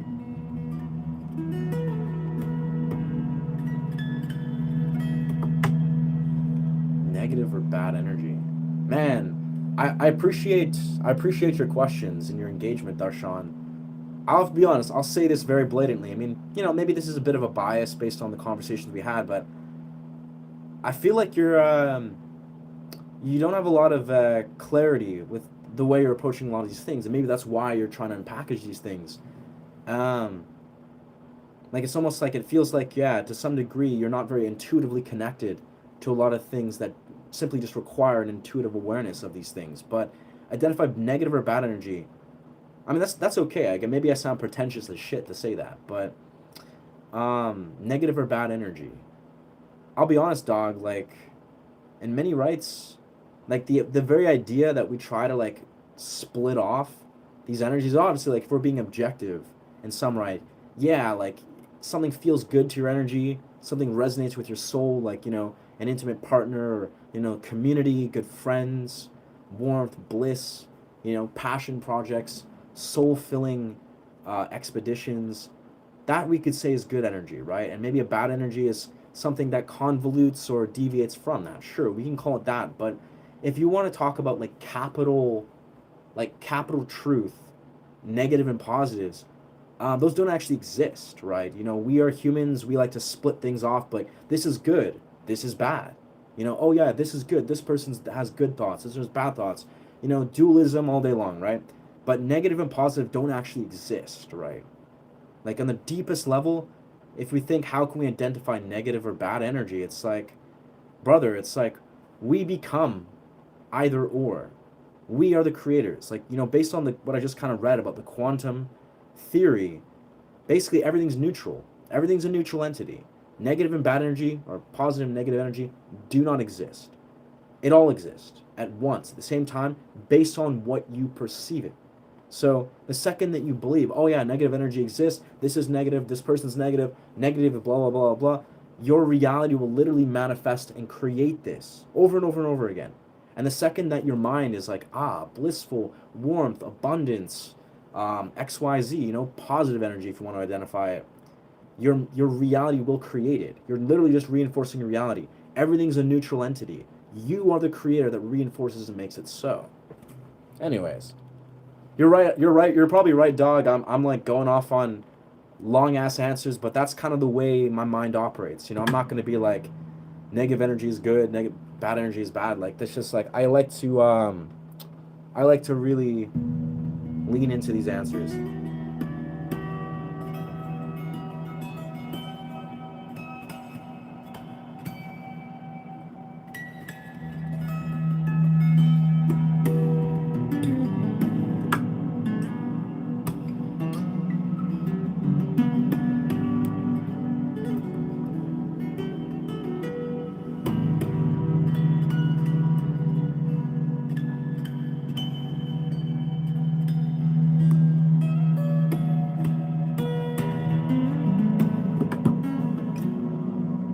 Wow.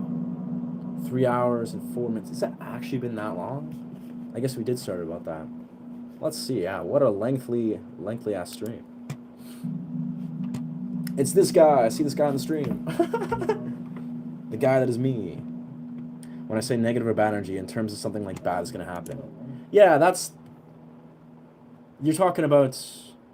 Yeah, that's where again you're talking about intuition. It's like how can you intuitively know if something is gonna, like, something positive or negative is in your sphere? No. I guess what you're speaking of, I guess, negative and bad energy is, yeah, like, you're talking about your intuition. That's you just got to honor your intuition. You got to strengthen your ability to know, and just be receptive to the things around you. Yeah. Oh, bro, I answered. I answered your question, but I made it more like a different philosophical bent. Like, I took that as an example, as a launch off point. Like, I understand what you're saying, but I just wanted to, like, really address the larger context of it.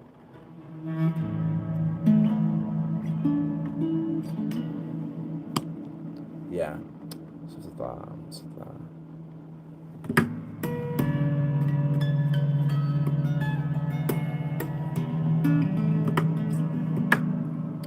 Explain things well. Why, thank you, Rain. I love my brain, bro. Unified things while I talk about the kingdom of light. Beautiful. Appreciate you, Ashay. Appreciate you, Rain. I'm Ashay. I mean, it's not actually my name, but yeah. I appreciate you, dog, though. Appreciate you, Rain. You have a good energy, my friend. I read a book called The 0 Point Field in the Field. Yeah, dude, I'm pretty sure these are speaking of very, very similar concepts. Metaphysical energy. Yeah.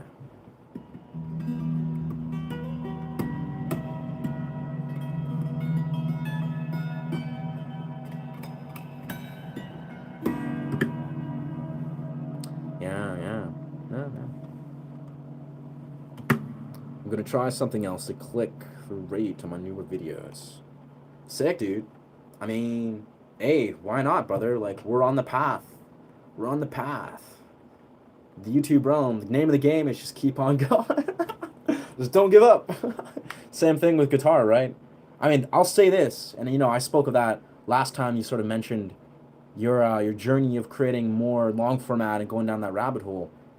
First 15 seconds, dog. Like, I swear, I can't emphasize that enough. I think no matter what you create, if you want to increase your click-through rate, your first 15 seconds, like, think about it as, like, how can you really, like, and again, this maybe there's no easy answer to this, but, like, if you want to increase your click-through rate, if you want to, like, engage people, you got to, like, really think about this. You got to really think of the first 15 seconds, the first 30 seconds, like, what is really, like, engaging these people? And again, I don't have the answer to that because I'm still figuring that out myself, but yeah, click-through rate is literally just about how engaged people are, They'll pop on and be like, because long format YouTube, people are searching for these things. They're searching for answers, right? They're hopping on YouTube and going like, what is blah, blah, blah, blah, blah.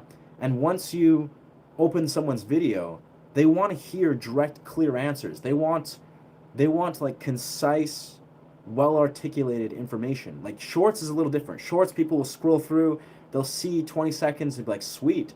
But long format is always going to be, it's a search algorithmic based thing. It's a search engine based thing.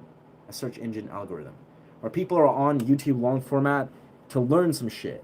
And if you're not delivering that first little bit where you're like, wow, I'm engaged, they're right, they're telling me truths or whatever, they're probably going to just scroll away, or they're gonna, exit the video. It's weird, but these are just things to think of, I'd say. Best of luck, dog. A tuning fork is to 440. It's to 528. This is 528. Yeah. Let's give it a nice whack. It's the universal harmony and love frequency, and the DNA repairing frequency.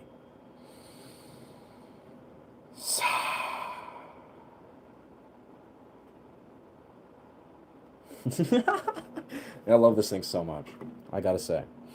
So what do you think about Alistair Crowley? Never heard of him, my friend. Yeah, thank you. Bless Brazil, brother.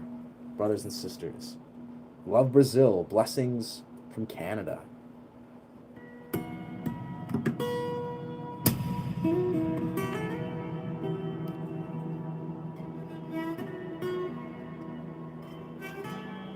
Wow, I need more, much more rosin. Much more. Sort of smaller YouTubers using tags and titles in their videos. Tags. Yeah, keywords, if you mean tags like keywords, then 1000%, right? Keywords are a brilliant idea always. But I think, especially for obviously keywords, shorts, keywords is king. I don't know about long formats. Like, it's helpful to have intelligently placed keywords, and yes, the title is massive, but I don't know, man. It's weird. I'll be honest. As a guy that's like really tried to crack the code on long formats, massive amounts of it is like novelty. It's like really just being like novel and having a little bit of luck. But a lot of it is, yeah, the title mixed with the keywords, mixed with the first 20, 30, 40 seconds of your video, mixed with also just being a person that's delivering high quality content. You know, a person can click on your video and be like, oh, damn, I'm learning something that I came to learn. And you're delivering in a way that's like really comprehensive. Like, it really feels, I don't know. I've low key, I don't desire to be one of those YouTubers where I'm trying to be like, all right, let's teach a person how to play the C chord, and here we go, C chord, you've learned the C chord. It's like, I kind of want to be one of those YouTubers that people go on here and just like, what's going to happen next? Like, what are we going to learn? What's going to happen? And I'm just like, I'm going for some weird sort of shock value, if that makes sense. Can you show the name of that book? I want to read it as well. Oh, bro, yes. This is the babe. This is the one, man. I've recommended this to like everyone in my life, at one time or another. This is Joe Dispenza, Becoming Supernatural. I'll be honest. The caveat, and my partner, she says the same sort of thing. Joe Dispenza is kind of a weird dude. Like, not in the sense where he's like, he's a genius, brilliant doctor, brilliant physician, brilliant metaphysical philosopher. A lot of what he says, his theses are genius. But I think he has like Asperger's or something. He's like a very awkward fellow. And he's got a very strange way of like articulating some things and speaking as a person. That's what I've noticed. Nothing against him. Like, I think Joe Dispenza is trying his best. And he's a brilliant man. Like, I don't want to take away from him at all. But I personally found some of his work is kind of like, I'm like, I don't know, bro. Like, is this really what you meant to say? Of course, what do I know? What do I know? Joe Dispenza has done a lot more research and stuff.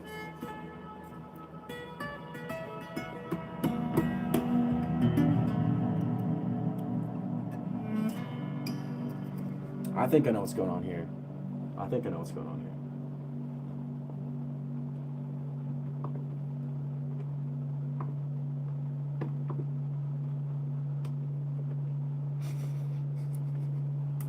I don't know. But yeah, Buddha was born in a Hindu kingdom, and his dad left him, yes, in a prison. Yeah, Buddha's story is very interesting. It is. I remember reading about it a while ago. I've heard another small YouTube and thinks of that. Yeah, I'm glad you're interested, Joshua. Yeah. Oh, right, it is backwards, yeah. Let me do something. I'll pop on my YouTube on the computer, and I'll type in the comments. Yeah, this is what I'll do. I forget everything's always backwards, yeah. Look at this guy and his weird hat. Yeah. Let's see, Dispenza.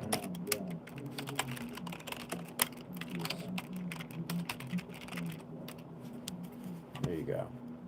Also, hello, friends.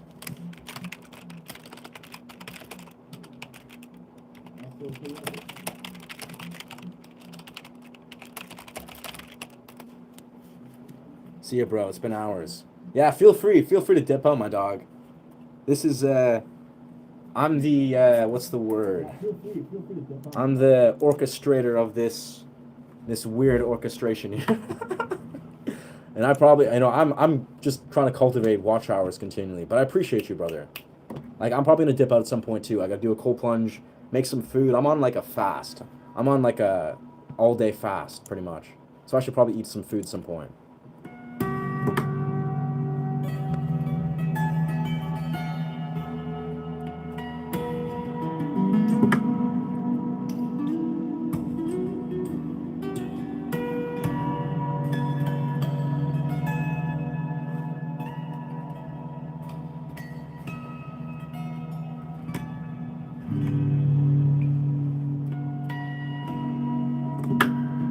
Yes.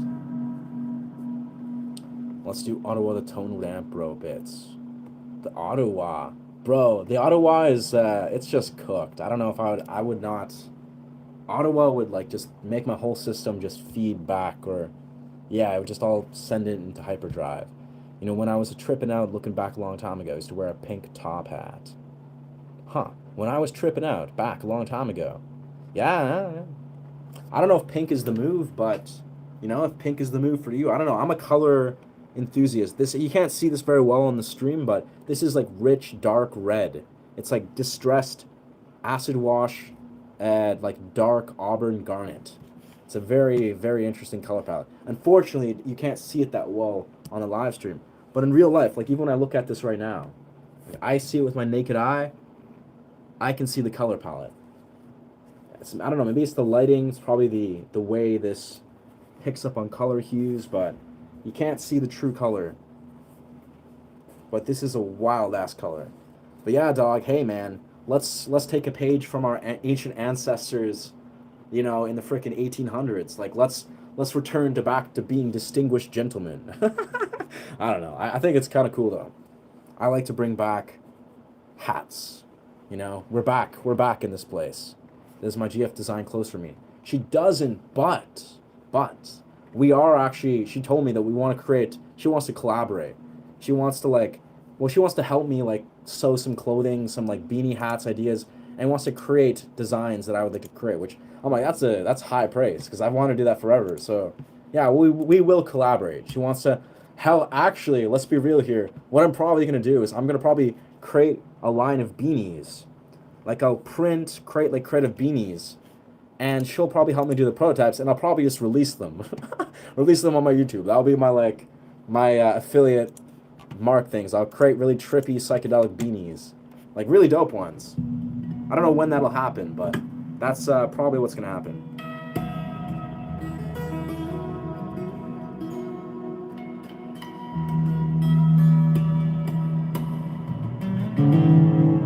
Oof. Yeah, but she loves this hat. I mean, I love it too, but like, she actually has many like trippy hats. None like this though. Yeah. There's your GM with cosmic designs. Maybe. I'll be honest, I'm very, what's the word? I like many different designs and weird stuff, but truthfully, what I personally would like create would probably be stuff that I would wear. Does she wear it? Like my hats? She wears like, no, she doesn't wear, I mean, she designs a lot of hats, because she's basically, she works in the film industry as like a costume person.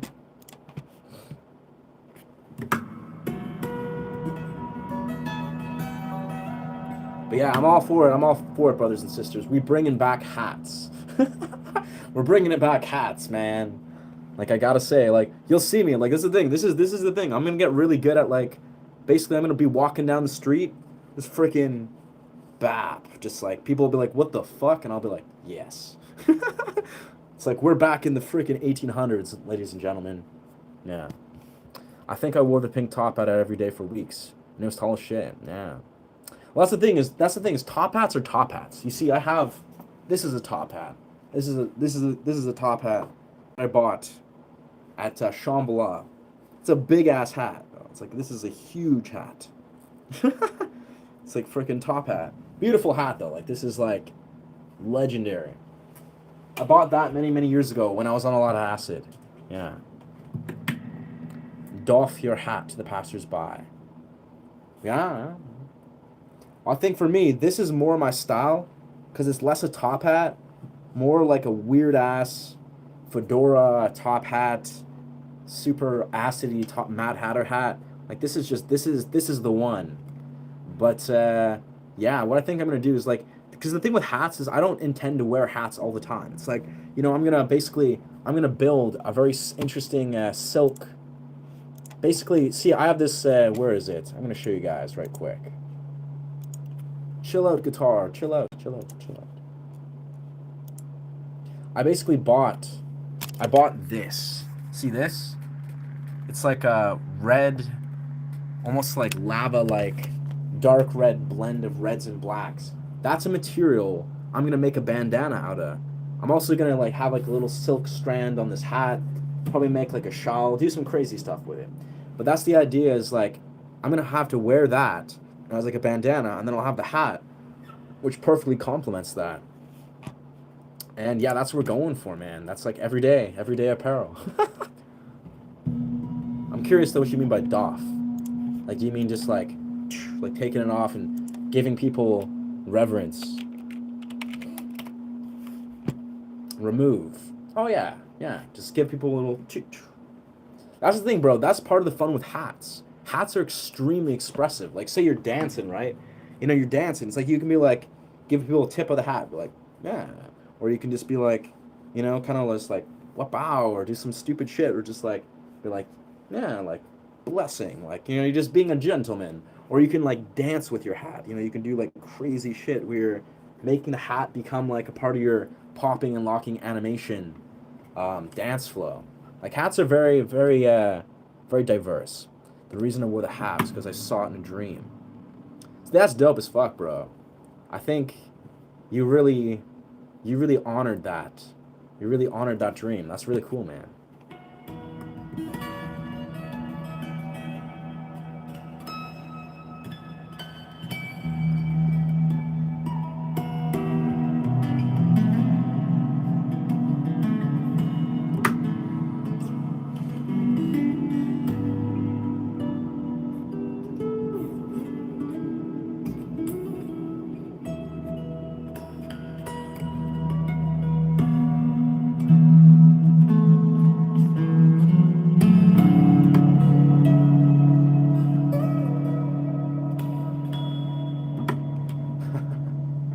uh, that's super tight. Is that actually the time? So it's been 3.5 hours. I think we're coming up to the longest stream I've done, which does not feel like it's been 3.5 hours. It feels like it's been like maybe one. Man, time is time even real, man? Is time can't be real. It's just not. What a nice, I like this though. I enjoy this thumbnail. It's a perfect capture of the hat and the hair. That's the thing, is this is a great, it's a great bandana, but I think this is like it's meant to extenuate hair. Something like that.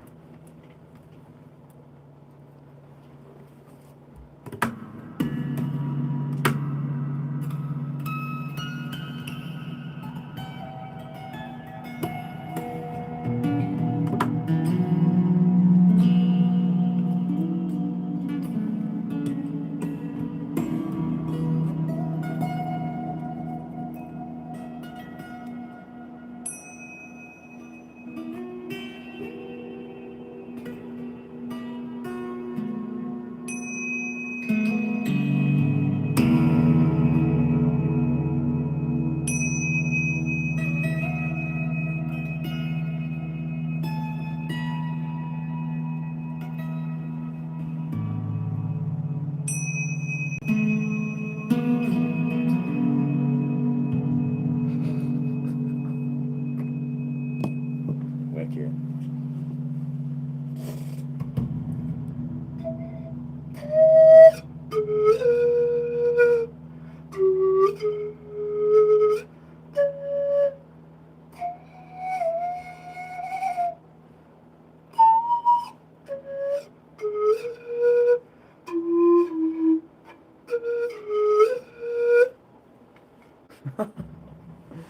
Ah, man. Legendary. Legendary. Oof.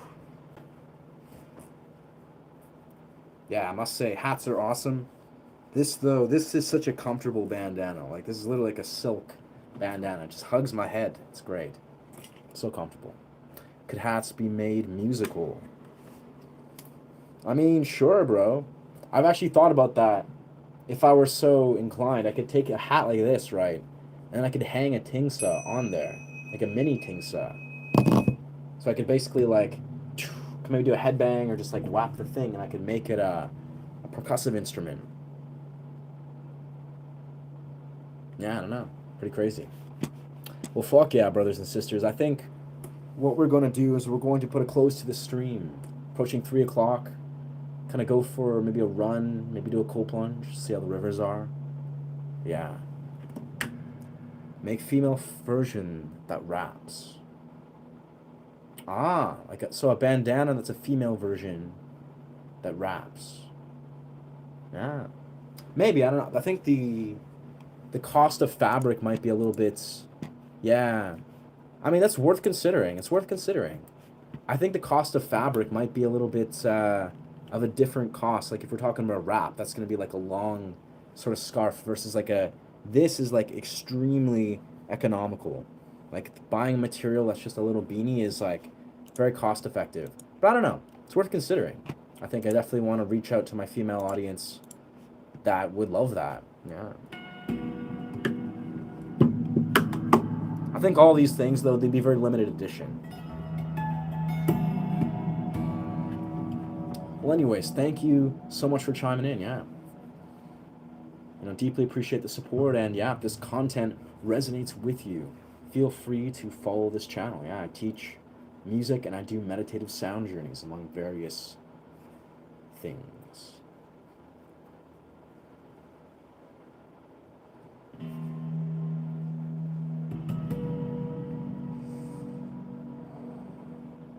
Deeply appreciate you guys. Deeply appreciate the support.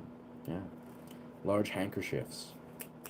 Thank you for being here, guys. Thank you for listening to my rambling and my philosophical connection.